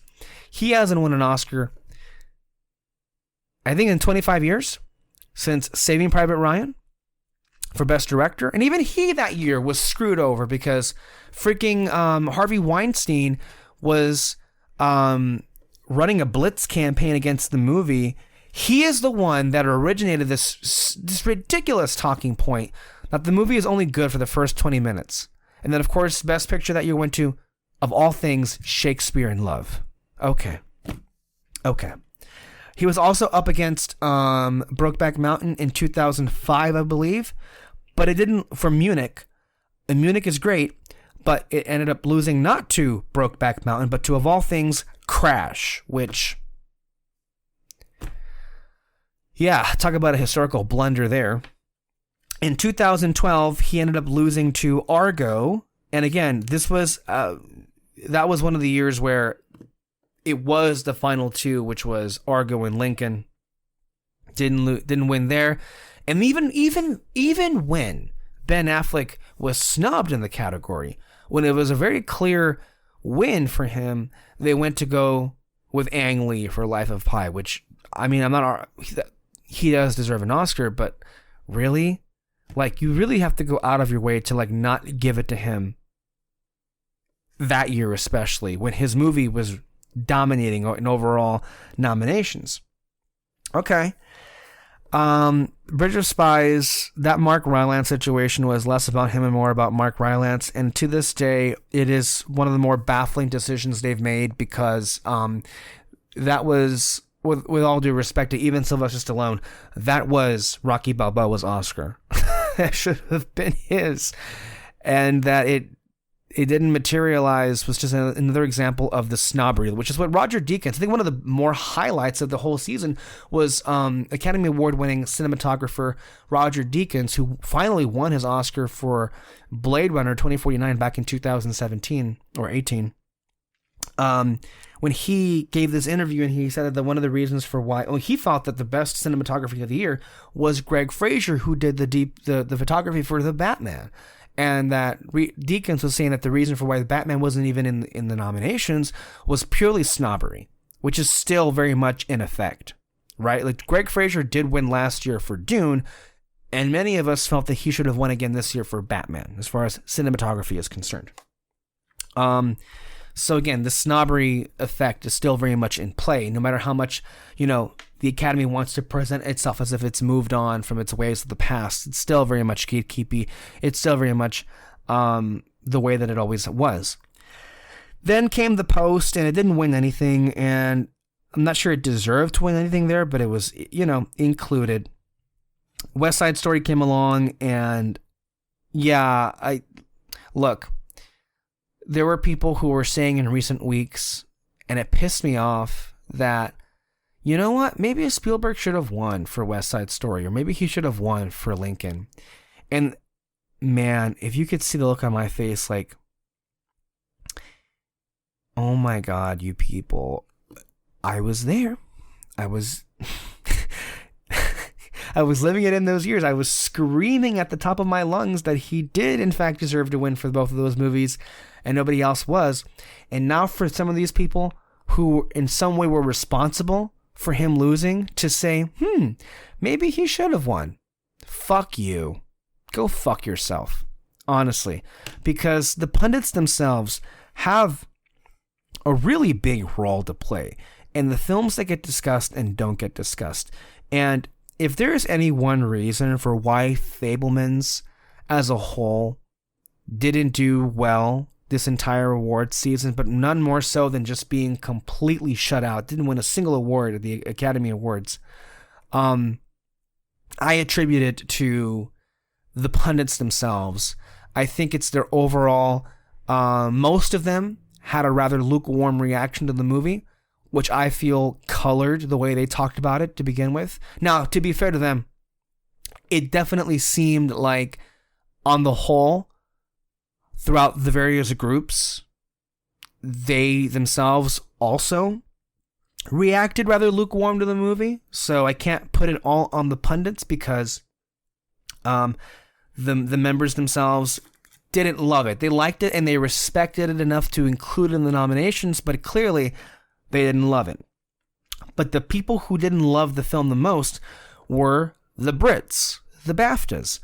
And it was pretty clear to me very early on, considering how they notoriously exclude Spielberg from the nominations from many of the previous movies, that that's what was at play with Fabelmans. But because that distinction wasn't being made, and the pundits themselves were very eager, I would say, to eliminate Fabelmans as quickly as possible, they didn't mention this.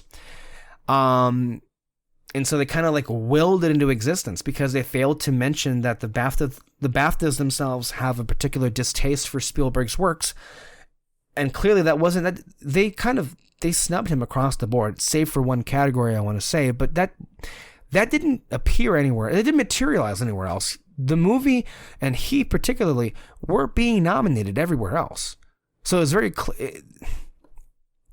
I think their overall, where they were coming from was that the BAFTAs have, more so than any other precursor, have a lot of carryover as far as membership is concerned. And so, yeah, sure, I can see it there, but that wasn't a very good distinction. And I think it overall, him being excluded from BAFTAs and the pundits themselves willing to go along with that kind of like was a 1-2 punch that the movie and Spielberg never recovered from.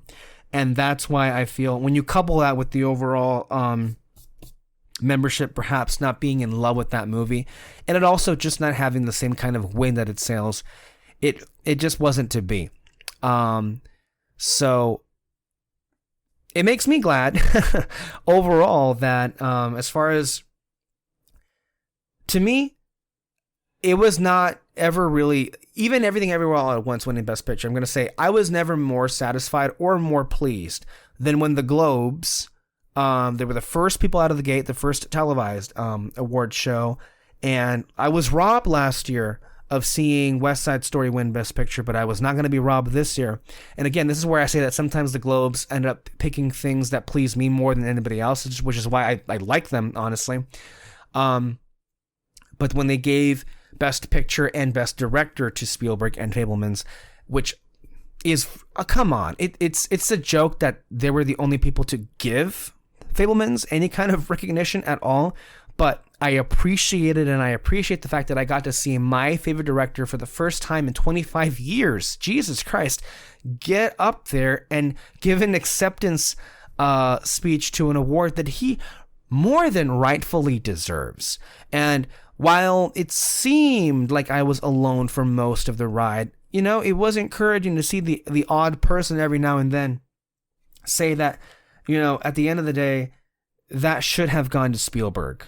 That Oscar for Best Directing, but it didn't. You know what? At the very least, he has that Globe, and he had that moment, and the overall cast had that moment.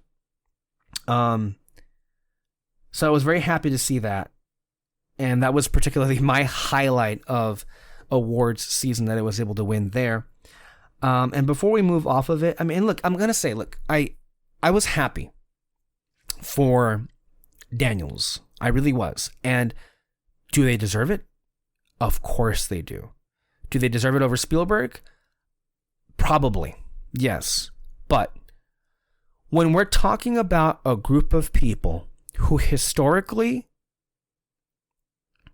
vote with the name or vote with who's overdue or who deserve or who they like more, instead of like what they think is, you know, the best thing nominated in that category, to me it comes across as just more evidence that this group at large has long respected the man, but they don't love him. And a lot of the things that came out of those secret anonymous ballots kind of like proves it. Like, there were a lot of atrocious and disgusting things that were said about a lot of their takes on that movie overall. And you still have the accusations of like sentimentality and schmaltziness, and I don't and I will never understand that talking point. But obviously it seems to be rather widespread, and I mean, lesser people with lesser material have dominated award seasons because it was their time, and I guess the Academy feels like it never will be his time again because they just don't like him that much. But I'm not gonna lie, as much as I I feel like Daniels deserve it. It did hurt when that category came up, and please, I wasn't deluding myself. I knew what was going to happen, but I was still disappointed. I was still disappointed because I adore that man, and I think he deserves it. And I think he hasn't had a win in a quarter of a century, and I think it was his time. If it was ever going to happen, it would be for this thing, and it didn't materialize, and it just felt to me highly disrespectful. That to me it did come across like a slap in the face, because when you think about all the people who have won in previous shows that quite frankly didn't deserve it, but won it based off their name alone, and he is like the one of the people that didn't do it. Yeah. Still though, he was a great loser, because you could see he was so excited and happy for Daniels, and also for the cast of Everything Everywhere, because I think one of the better moments of the night was when Key was one of the first people to approach. Harrison Ford was presenting Best Picture, and so of course the Temple of Doom reunions that happened throughout that night were kind of amazing, because you had like Harrison Ford present the Oscar to Key, and Key and Harrison embraced. They were hugging each other, and then it cut to Spielberg just like happy with John Williams and Kate Capshaw next to him, but they were both involved with the movie.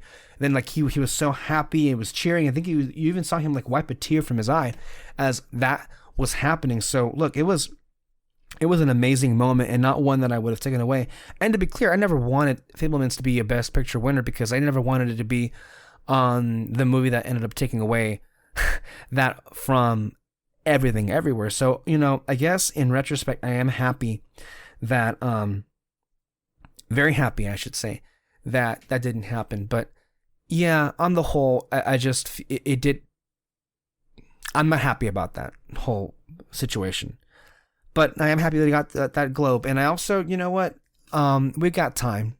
I'm going to talk you over to death on this issue. So, let's go ahead. I want to read this wonderful article. If you haven't seen this movie, I recommend you do. It's going to make an appearance for sure in my top 10. Some of you might have noticed, or would have guessed actually, when we actually do that show. And it's a terrific movie, and I'm just happy that it's been received the way that it has. I'm actually just going to go ahead and take this time, since the Academy clearly didn't care to give it any kind of credit. I'm going to go ahead and do it for them. So here are some clips, one from Thomas Flight, one from Patrick Willems, who are both rather prolific video essayists on YouTube when it comes to film.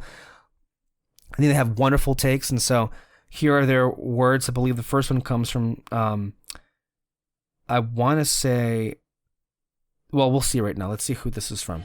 This is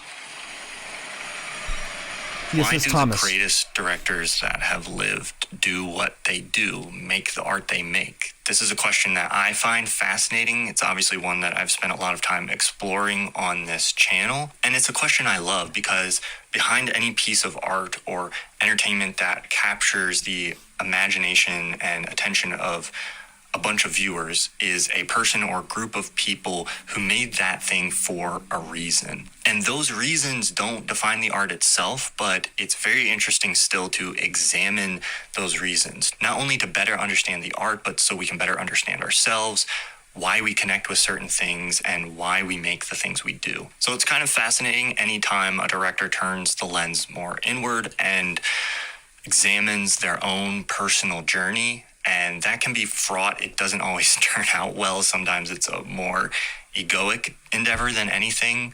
But when Steven Spielberg does it, it's a delight, because he does it in only the sort of personal, completely heartfelt and captivating way that Steven Spielberg could. Sammy Fabelman is using the camera to kind of cope and process painful situations in his life.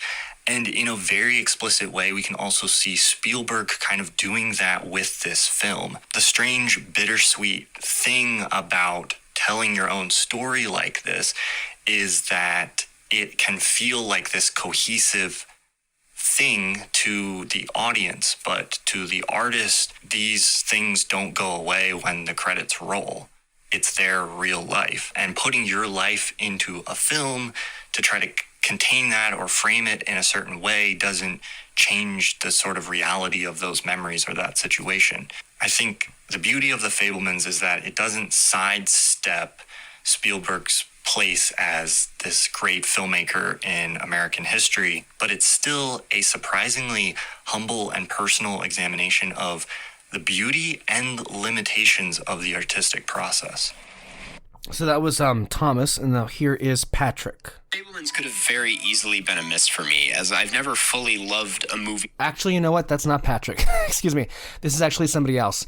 About movies like that. But knowing it's by the guy who got me into movies as a kid, I don't know how I ever doubted him. I could sit here and talk about how personal this movie felt, how my dreams of becoming a filmmaker have never felt this accurately depicted before. But I think The Fabelmans succeeds because at the core of it isn't just this surface level love for the magic of the movies, but instead a person constantly being thrown around in life and how these changes inform the art. It understands the urgency and necessity for creating art, the need to feel in control to make sense of what's happening around you. The thing about The Fabelmans is that even if I didn't know who Spielberg was, and even if I didn't really have a deep love for both film and the filmmaking process, this movie would likely still hit it out of the park for me. Because like I've said, at the core is a deeply human story about broken relationships that we can't escape from and how we cope properly. And it makes one of the most compelling cases for art being the thing that gets us through it all. I loved this movie. So that wasn't Patrick. Apologies for that. I kind of got them mixed up a little bit here. There were a lot of clips that I had screen recorded here. This is from Patrick. A lot of these were actually taken from lists from their favorites of the year 2022, and thankfully enough, it's funny how it always happens with Spielberg films where it's like I love them so much and Peter usually doesn't, and has so many things that he has, I'm sure he has his reasons for it that are, well informed and whatever, but usually every now and then the right movie comes along, and it, for a lot of these people, it was at the very top end of their top 10 lists, and Patrick Willems, I think, had it in his top 3. Here's Patrick. For our third place winner, we have the Bronze Swackhammer, as in the villain from Space Jam, voiced by Danny DeVito. And this goes to The Fabelmans. I went into Steven Spielberg's autobiographical coming-of-age movie excited, like I am with any Spielberg movie, especially the ones on which he collaborates with Tony Kushner. But I wasn't quite prepared for what The Fabelmans ended up being. This is an odd, episodic, sometimes heartbreaking movie that is kind of the opposite of the Movies Are Wonderful Magical Dreams film it was sold as. Yeah, it's about a kid who loves movies, but... and I'm so sorry to drag superheroes into this, but there's a real Spider-Man, this is my gift, it is my curse vibe to it. As you watch this kid reckon with how his natural ability at this art he loves might also be ruining his life and the lives of his family members. It's pretty incredible. So Spielberg, congrats on your Bronze Swackhammer. So, look, there were a lot of people, a lot of pundits, and even some critics who were quite mystified and left rather cold and kind of bewildered with the overall product that was this movie. But I'm very happy that the cool guys, I'm going to say the cool kids on YouTube, are actually liking this quite a bit here. So I, of course, I'm not going to complain about that. And I also wanted to point out this wonderful article here by Brendan Hodges, who has been a huge supporter of this film. It's called Why The Fabelmans is One of Steven Spielberg's Greatest Films. And you know what? We've got all the time in the world here. I'm going to read it to you guys, and you're going to listen. And if you don't want to, well, hey, you can tune out right now. The Fabelmans was the biggest surprise of 2022 at the movies, not because of what it was, but because of what it wasn't. The trailer promised the magic of movies The trailer promised a magic of movies autobiography, a film of Spielberg faces in awe at Sammy Fabelman's, Spielberg surrogate Gabriel LaBelle, first movies. If Warhorse is Spielberg's Alhazard Balthasar, then The Fabelmans seemed like it would be his Cinema Paradiso, a sentimental love letter to how baby Spielberg fell in love with cinema. And sure, The Fabelmans has moments celebrating film's power in history. Still, instead of taking obvious or easy paths, Spielberg and his co-writer Tony Kushner created a tender and strikingly honest confessional that confronts the audience with rarely asked questions about life and art and how they intermix in uncanny, often unintentional ways. One of Spielberg's best movies in 20 years, among the significant achievements of The Fabelmans, is how it not only adds context to Spielberg's body of work, but deepens it. Spielberg and co-writer Tony Kushner have characterized The Fabelmans as a semi-fictionalized account of Spielberg's early life. But then in a way, so are many of his movies. He is the rare filmmaker, almost as famous for divorced families and struggling fathers as Resurrected Dinosaurs or musical themes in C major. There are obvious examples: E.T.'s recently divorced mom and off-screen dad, the yelling matches in Close Encounters, and the less obvious, the helpless father in Empire of the Sun. But whether by intent or intuition, these familial riffs have penetrated his work so thoroughly that despite Spielberg rarely writing his own screenplays, these motifs emerge, whether the time period is steeped in history like The Color Purple, The Last Crusade, and Lincoln, or science fiction, AI, and War of the Worlds. By the way, these are all great movies. Go and watch them. There is a popular mythology around Spielberg's life and how it appears in his work. While The Fabelmans reinforces some of these touchstones, Spielberg and Kushner also bravely paint a more nuanced, emotionally frank portrait of family life. For the first time, we see both Spielberg's mother and father in a new light that sometimes contradicts the public characterizations of a distant father and ever-loving mom. Spielberg's dad, Arnold, supported his films more than some previous testimony might have suggested, while it was Spielberg's mother, here presented as the character Mitzi by Michelle Williams, as the agent of disruption in his household, carrying as an emotional affair with another man. And this proxy father, Bert, played by Paul Dano, as the sad knight trying to shield his family from more pain. These revelations invite new meanings to old films, with more than one critic labeling The Fabelmans a skeleton key for his entire filmography. I dare you to watch Catch Me If You Can the same way, as DiCaprio's Frank Abagnale discovers his mother's infidelity and witnesses his father's desperation to win her back after a divorce. Or how knowledge of the way Spielberg discovered his mother's affair by editing together a home movie of a camping trip gives Minority Report a different context as Tom Cruise's pre-crime cop gazes at a recording of his ex-wife, a cyberpunk ghost reminding him of a family that used to be intact. Alternately, some of the biggest laughs in The Fabelmans come from Sammy's squeamishness around girls.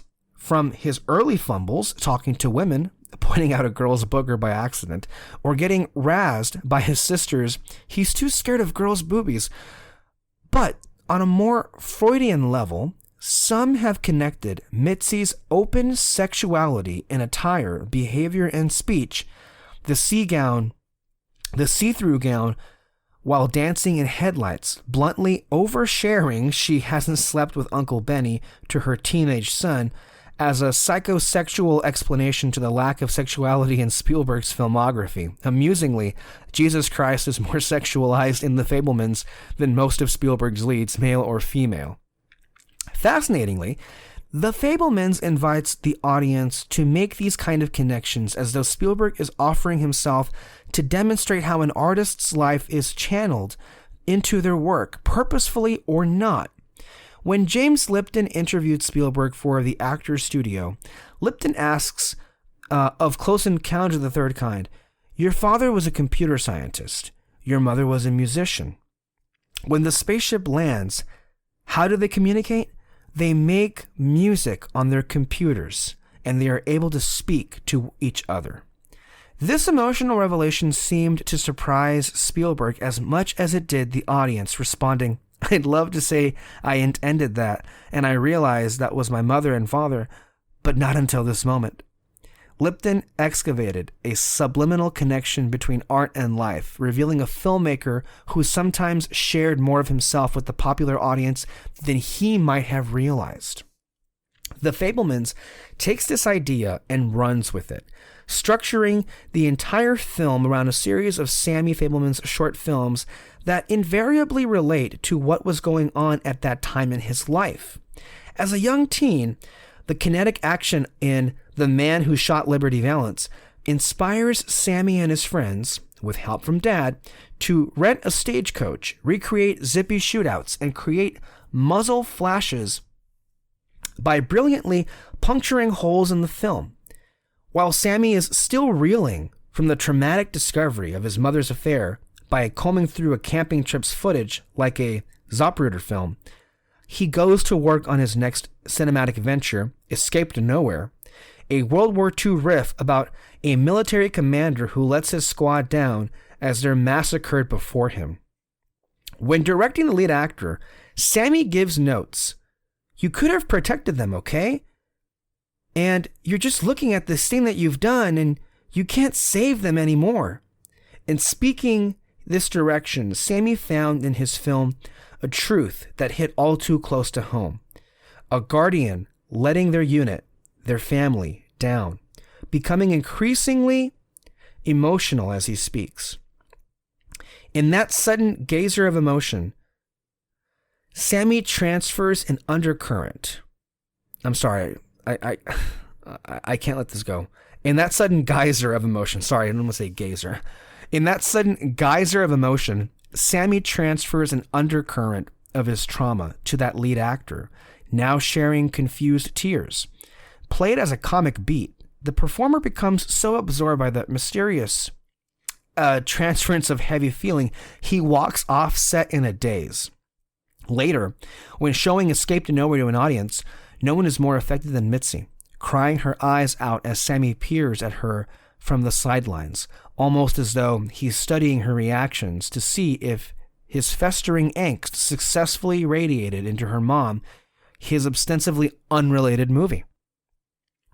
But of all the short films Sammy makes, none are more revealing than the first. What's so striking about how The Fabelmans begins is that Sammy Fabelman discovers cinema is not worth excitement or joy, but with fear and alarm. The train crash in The Greatest Show on Earth terrified young Sammy to the point of a nightmare, sparking a chain reaction of circumstances, a toy train, a need to see it crash, that resulted in a mother's love accidentally creating Steven Spielberg. It's Mitzi who diagnoses what's going on with her disturbed son. That's why he needs to make them crash. He needs to get some control over it. She hands Sammy an 8mm camera to film the crash, to see it as many times as he wants without destroying the physical train. Here, Mitzi is a maternal Prometheus, delivering to Sammy the gift of fire, a device equal part engineering and sorcery that allows him to create a new kind of reality, projected at 24 frames per second to bottle his fears. And just as James Lipton revealed the familial connection in Close Encounters, Sammy found his vocation a perfect marriage between art and science, mother and father, giving him the protective lens he yearned for in waking life. When I interviewed Tony Kushner, he described Sammy's need for control as the thematic spine of The Fabelmans, a through line that connects Sammy, the budding artist, to Sammy, the child of a fractured home. In one devastating moment of visual brilliance, Sammy disassociates while processing the news of his parents' divorce. He stares off into space across the room until the camera pans to a mirror, revealing Sammy's conjured a phantom projection of himself. The camera is on his shoulder, filming the news. The only way he could take the heat off the blow was inside the imagined safe space of a filmmaker beyond his camera. An imposition of filmmaking fantasy onto the reality of his parents' separation across the country.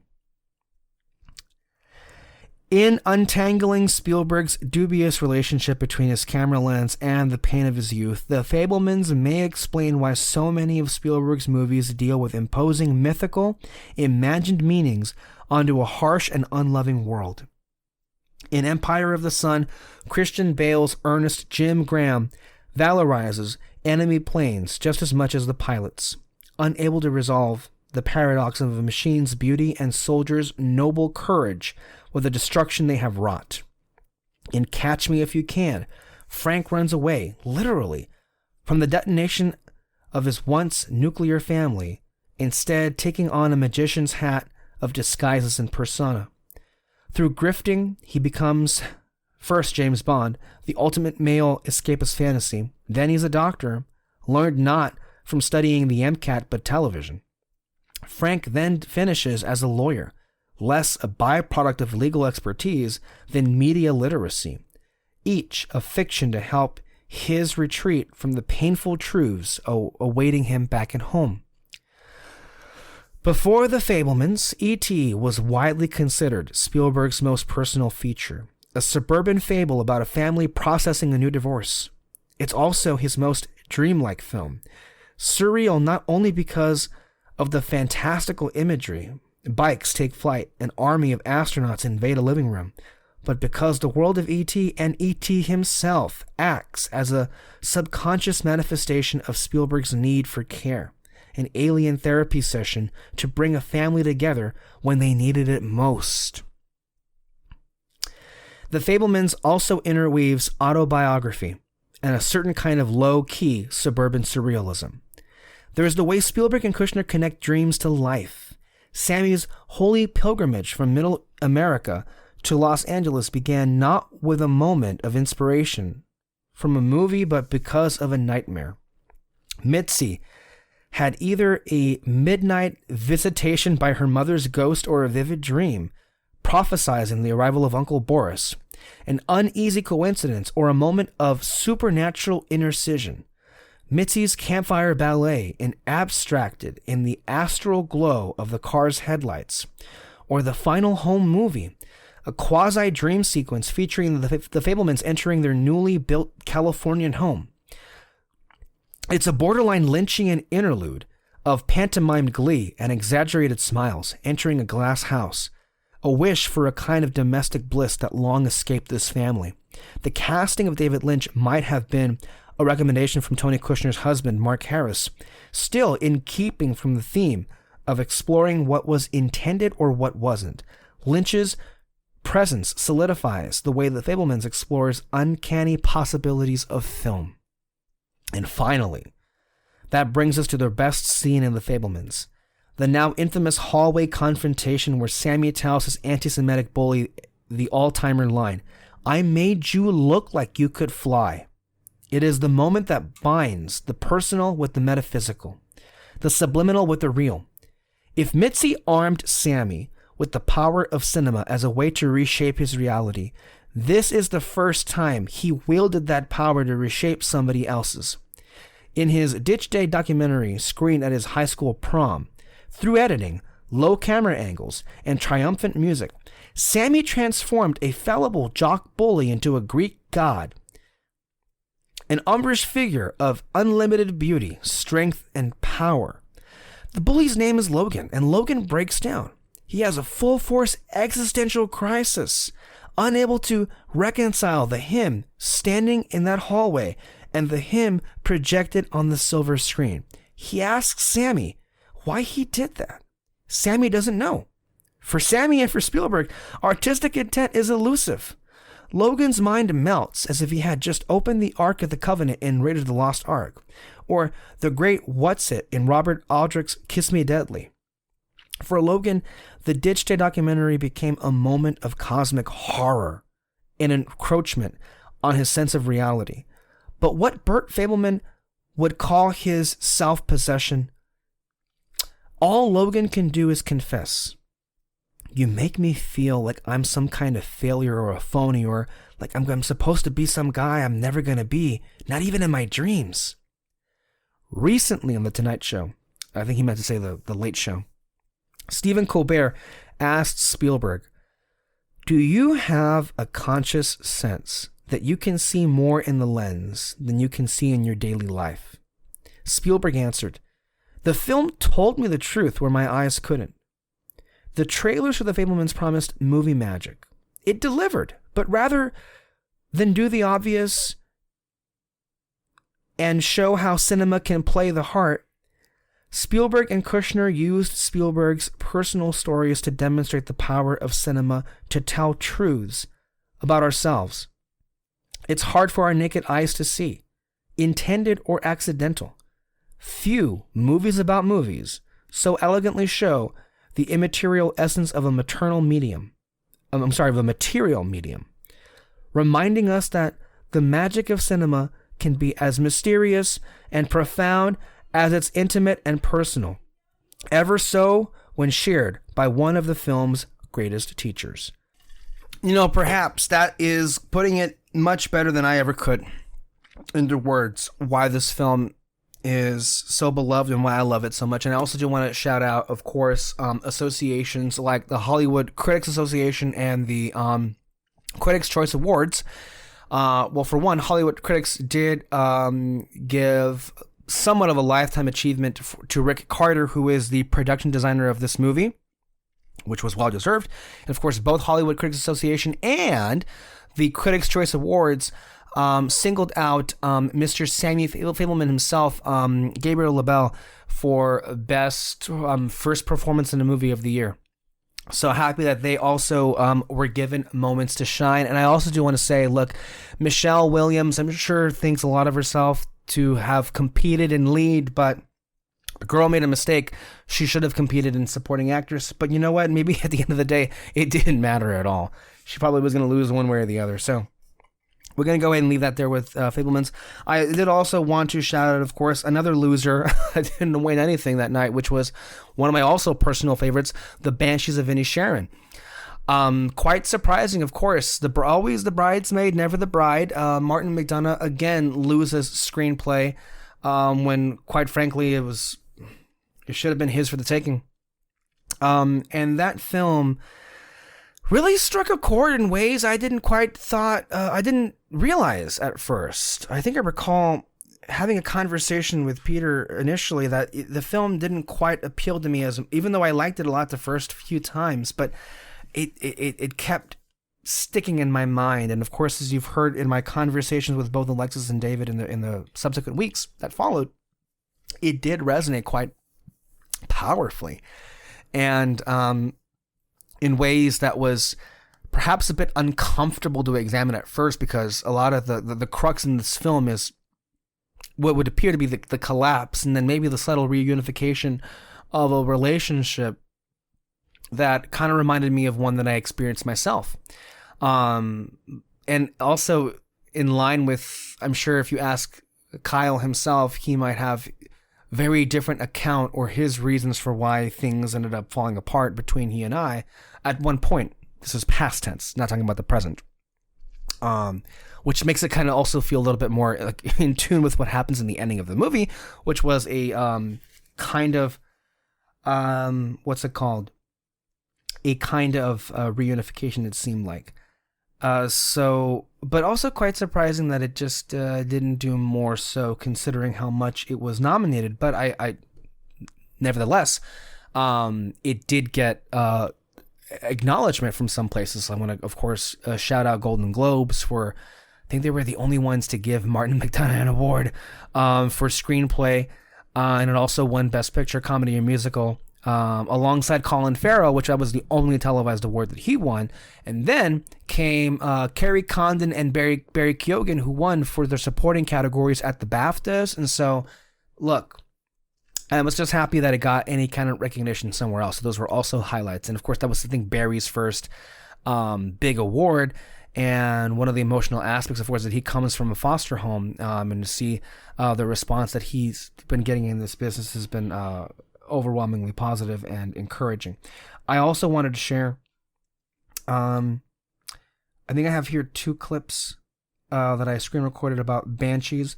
Let me see which one this is. I want to say this comes from, I don't know who this comes from. I guess we'll see. But this is a film that I encourage all of you to see. And I guess if we're looking at it objectively, this also was a contender, I would say, in my personal estimation for cinematography, because it's one of the most beautiful looking movies of the last year, maybe ever.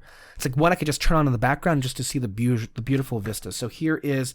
Banshees of Inisherin is that one movie on the list that is just too perfect to fail. It's difficult to think of any shortcomings this movie has because there aren't any. It does what some of my favorite movies of all time do. It takes a rich, complicated feeling that involves breakups, legacy, war, and grief, and boils it into a tight, hilarious, and quaint story that anyone can relate to. It is charmingly niche, yet incredibly universal, which all comes down to McDonagh's deceptively simple script, but can also be owed to the powerhouse performances by Colin Farrell, Brendan Gleeson, Kerry Condon, and Barry Keoghan. Damn it, even the donkey did a good job. It is one of the funniest and most human movies of the year. It's the easiest one on this list to recommend to people, and because of that, it will stand the test of time more than any of McDonagh's previous efforts. It is the dictionary definition of doing a lot with very little. I also want to say, I'm going to play a clip from this one, but Thomas Flight on his YouTube channel recently did a great analysis of this movie. I think it was just released, so I would go check it out. Here's a clip about one of the characters that's in the background constantly. But again, one of the lingering questions as far as themes are concerned. Called The Banshees of Inisherin, I was thinking. Despite the film's title, no one even mentions banshees until this conversation quite far into the film, where we learn The Banshees of Inisherin is the title of the song Colm is composing. But there are no banshees on Inisherin. I know, I just like the double SH sounds. The most obvious target for the label of banshee in the film, I think, is Mrs. McCormick. In addition to the direct references to her being a Go too, because she's a girl. and her generally creepy vibe, she also fits Colm's description of a banshee. Maybe they're banshees too. I just don't think that they scream to portend death anymore. I think they just sit back, amused. What are you smiling at? And observe. She watches the events take place in the film, often with a kind of passive amusement. And of course, in one moment, she actually portends the deaths that happen in the movie. A death shall come to Inisherin afore the month is out. Really, the only element of a banshee that she doesn't have is the screaming. But I think Mrs. McCormick might operate as something a little bit more interesting than just a literal banshee in the film. I don't want to talk. Don't go killing his dog now. If we think about the banshees being symbolic for all the characters' own pain and despair, we then can see how the different characters interact with their own repressed pain based on how they interact with Mrs. McCormick. Pard tries to hide from it. Colm sits and stews in his despair. It beckons for Siobhan, but she resists. And it happens off screen, but Dominic, left without hope, seems to give in. So who or what are the banshees? Mrs. McCormick is a constant presence for these characters, but is the movie suggesting she is literally the banshee, or is it using her to represent the way the banshees are really present in each of the characters? Yeah, look, this, if you haven't seen it, it's HBO Max. Go and check it out, guys. It's an amazing movie. But also ended up winning nothing. Tar, it looked like it was only going to win one, and that was Best Actress, and that didn't happen. So look, a lot of films didn't really have much of anything to walk away from. But look, I mean, one of the things that makes this awards season kind of unique is that, you know, throughout all of the different award shows, they had, you know, I think every person had a piece of the pie. Cate Blanchett ended up winning Globe and Critics' Choice and BAFTA for Best Actress, among some other critics groups, I'm sure. Austin Butler, even though he didn't win, he did, in fact, twice with BAFTA and Golden Globe. It did win for his performance of Elvis, which I'm glad that he got something, because that performance is definitely deserving of something. Other examples of other winners, I believe it was, Babylon did win Best Score at the Golden Globes, so there is that. Wait a minute. Actually, that may not be true. Never mind. Either way, it had some nominations, it seems like. And Top Gun Maverick, which did win Sound for the Night, did win a bunch of cinematography and sound awards. Who else am I forgetting here? Ryan Johnson did receive a somewhat of an achievement in filmmaking award from the Hollywood Critics Association, which had Joseph Gordon-Levitt had a great opening intro for him. Also happy to see all season long domination for Guillermo del Toro's Pinocchio, all the way from the Golden Globes to the Oscars. It was a complete, I think he was the only one of all the categories to sweep. That and James Cameron's Avatar: The Way of Water, which definitely deserved for visual effects. And then also I would say editing was well deserved here too, with Paul Rogers. You love that he joked, well, the second movie ever, with Everything Everywhere All at Once, winning editing. So again, a lot of great prizes that were bestowed left and right. As I mentioned, I believe it was in Berlin. One of their groups bestowed Spielberg with the Lifetime Achievement Award. So that was nice. Again, there was some great moments earlier on in the season with those. So I think a lot of films were able to get, some things here and there. And on the whole, when you look at awards seasons past, that isn't necessarily common. So yeah, I just, in general, and of course RRR got their time to shine with it winning Best Song and embarrassing the hell out of their own country's selecting committee for not putting them in submission for the Academy Awards, which was so dumb. Such an easy nomination. They have never been nominated, they've never won, and they contributed to that continuing to be the thing today. So, hey, you reap what you sow, right? So yeah, and then as far as the other winners for the night, The Whale did win makeup, which was well deserving. The Whale won for Best Actor for Brendan Fraser. That was so surprising because it's just not the type of performance they go with when it's up against a biopic performance. And yet somebody play Elvis Presley, and for that not to win is kind of remarkable.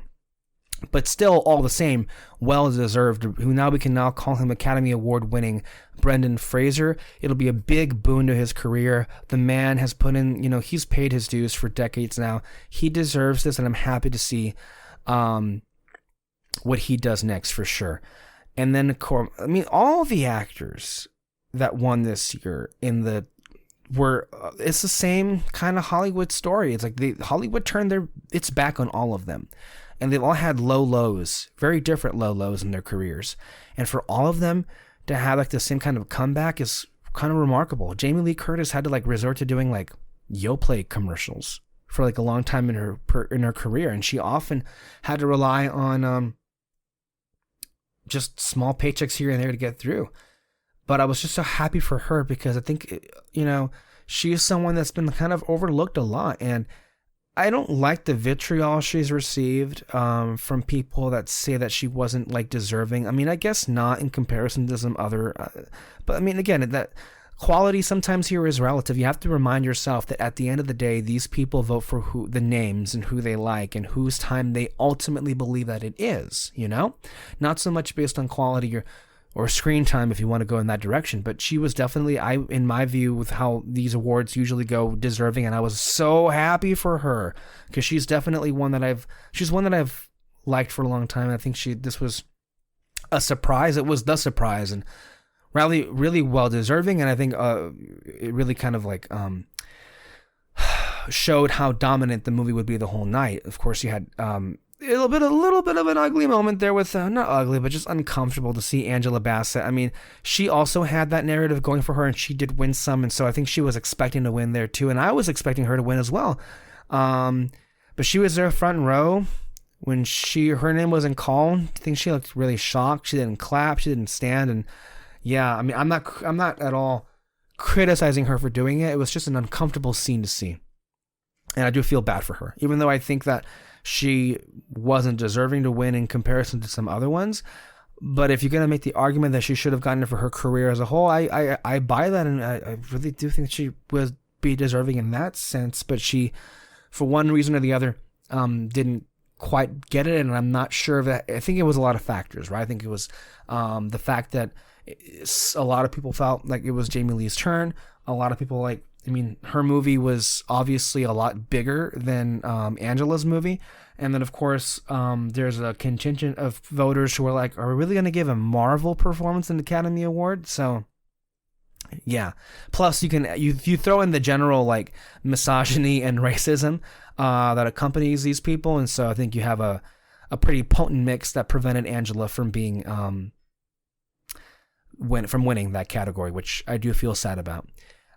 Then came Ke Huy Quan, who, I mean, save for one, he was dominating all season long. It wasn't a surprise, but it was one of the more emotional moments to see him get emotional, especially because, he's the one perhaps that Hollywood did the most dirty to. And I am hoping that he is going to get calls, he is going to get projects, because he is a superstar, a bona fide superstar now, and there is no excuse for him being thrown to the wind.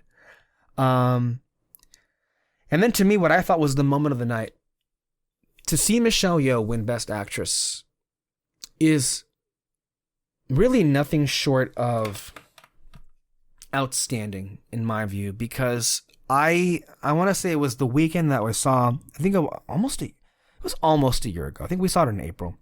But when we first saw Everything Everywhere All at Once, to me anyway, I felt that the perfect winner would be Michelle Yeoh, and that there would be no one more deserving than Michelle Yeoh, because clearly of how much it meant to her and how amazing she was. And I do believe at the end of the day she gave the role of a lifetime, the performance of a lifetime. And this film, I think, won for so many reasons. It is, in my view, revolutionary and all at once legendary. And one of the reasons it is that way is because of how much Michelle Yeoh was able to do in this movie. And I want to play for you this interview that she gave for GQ about a year ago that immediately put me in her corner. And look, not for nothing, she overcame the odds. She overcame the general racism, right? It's a bunch of white people who, quite frankly, can't be bothered to really look at anybody else that's not white in these categories. So much so, I mean, she's only the second woman of color to win Best Actress. She's the first ever Asian woman to win Best Actress. So much so that they had Halle Berry there to present the award to her, who was the first ever woman of color to win that category. It was history in the making. Sadly, that it's only 2 out of 95 ceremonies, only 2 that were women of color to win that category.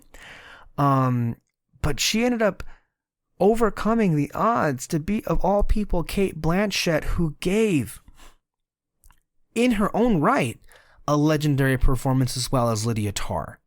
So, and she's won twice already, and oftentimes they can win a third one. So look, she overcame the odds, and I'm just so happy for her. I want to play this clip from a year ago.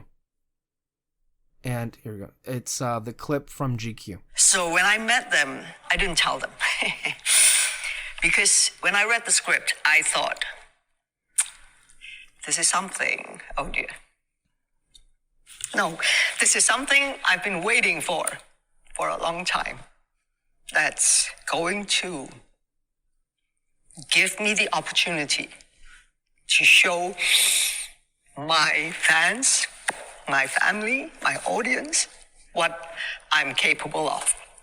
To be funny, to be real, to be sad, Finally, somebody understood that I can do all these things. And I really hope that this also opens the door for Michelle Yeoh to do all that she wants and then some. And I love that in part of her acceptance speech, she was shouting out to women in particular who, she also had a lot of doors closed in her face in recent years because of her age. She's 60. And she basically said to them, don't let anyone ever tell you are past your prime. And to me, I feel like I can't think of any other moment where an acting win has so deeply affected me. So yeah, I'm just so happy for her, and she was so emotional. And I'm not even sure if some people have seen the footage out there of her family. I believe it was in Hong Kong. Maybe not Hong Kong. She did mention the Hong Kong film circuit that helped launch her career in her acceptance speech, but somewhere her family was watching, and that in and of itself was very, very emotional to see. And of course, the Daniels won for screenplay and directing, and then of course was Best Picture, which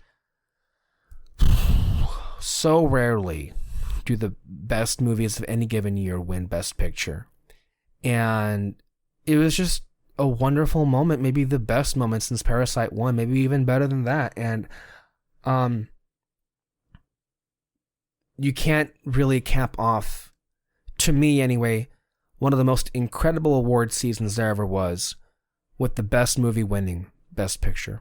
It truly was a moment that it's still kind of trickling in, like, did that really happen? And it did.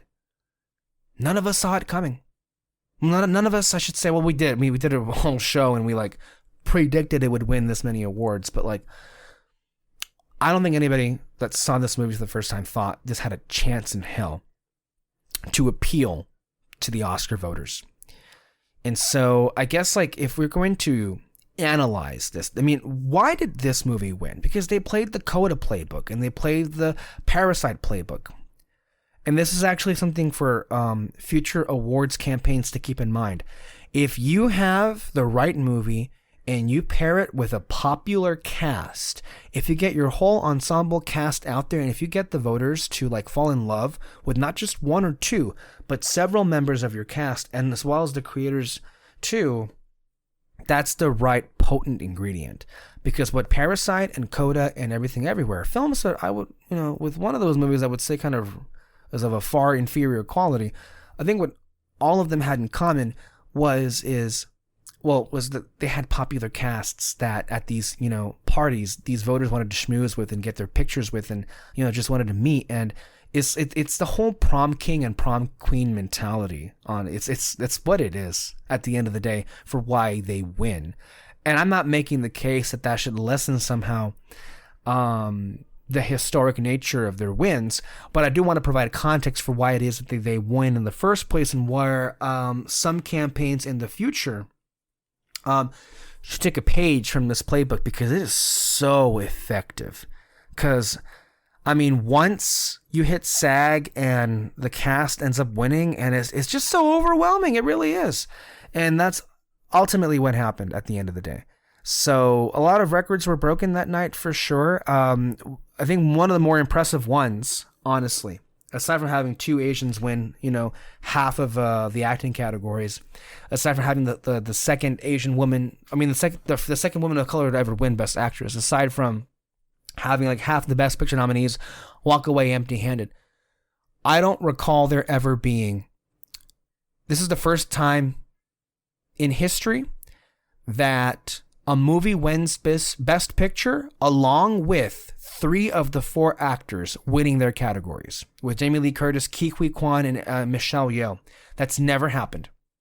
Also, this is probably the first time, I think ever, that a major studio won all 4 acting categories. A24. You had the 3 from Everything Everywhere, and you had also Brendan Fraser from The Whale as well.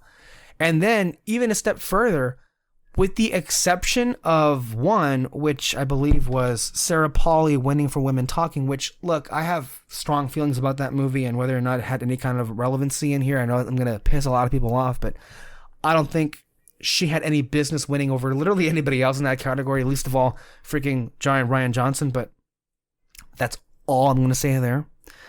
But with the exception of adapted screenplay, A24 won original screenplay, editing, actress, supporting actress, supporting actor, best actress, best actor, director, and picture.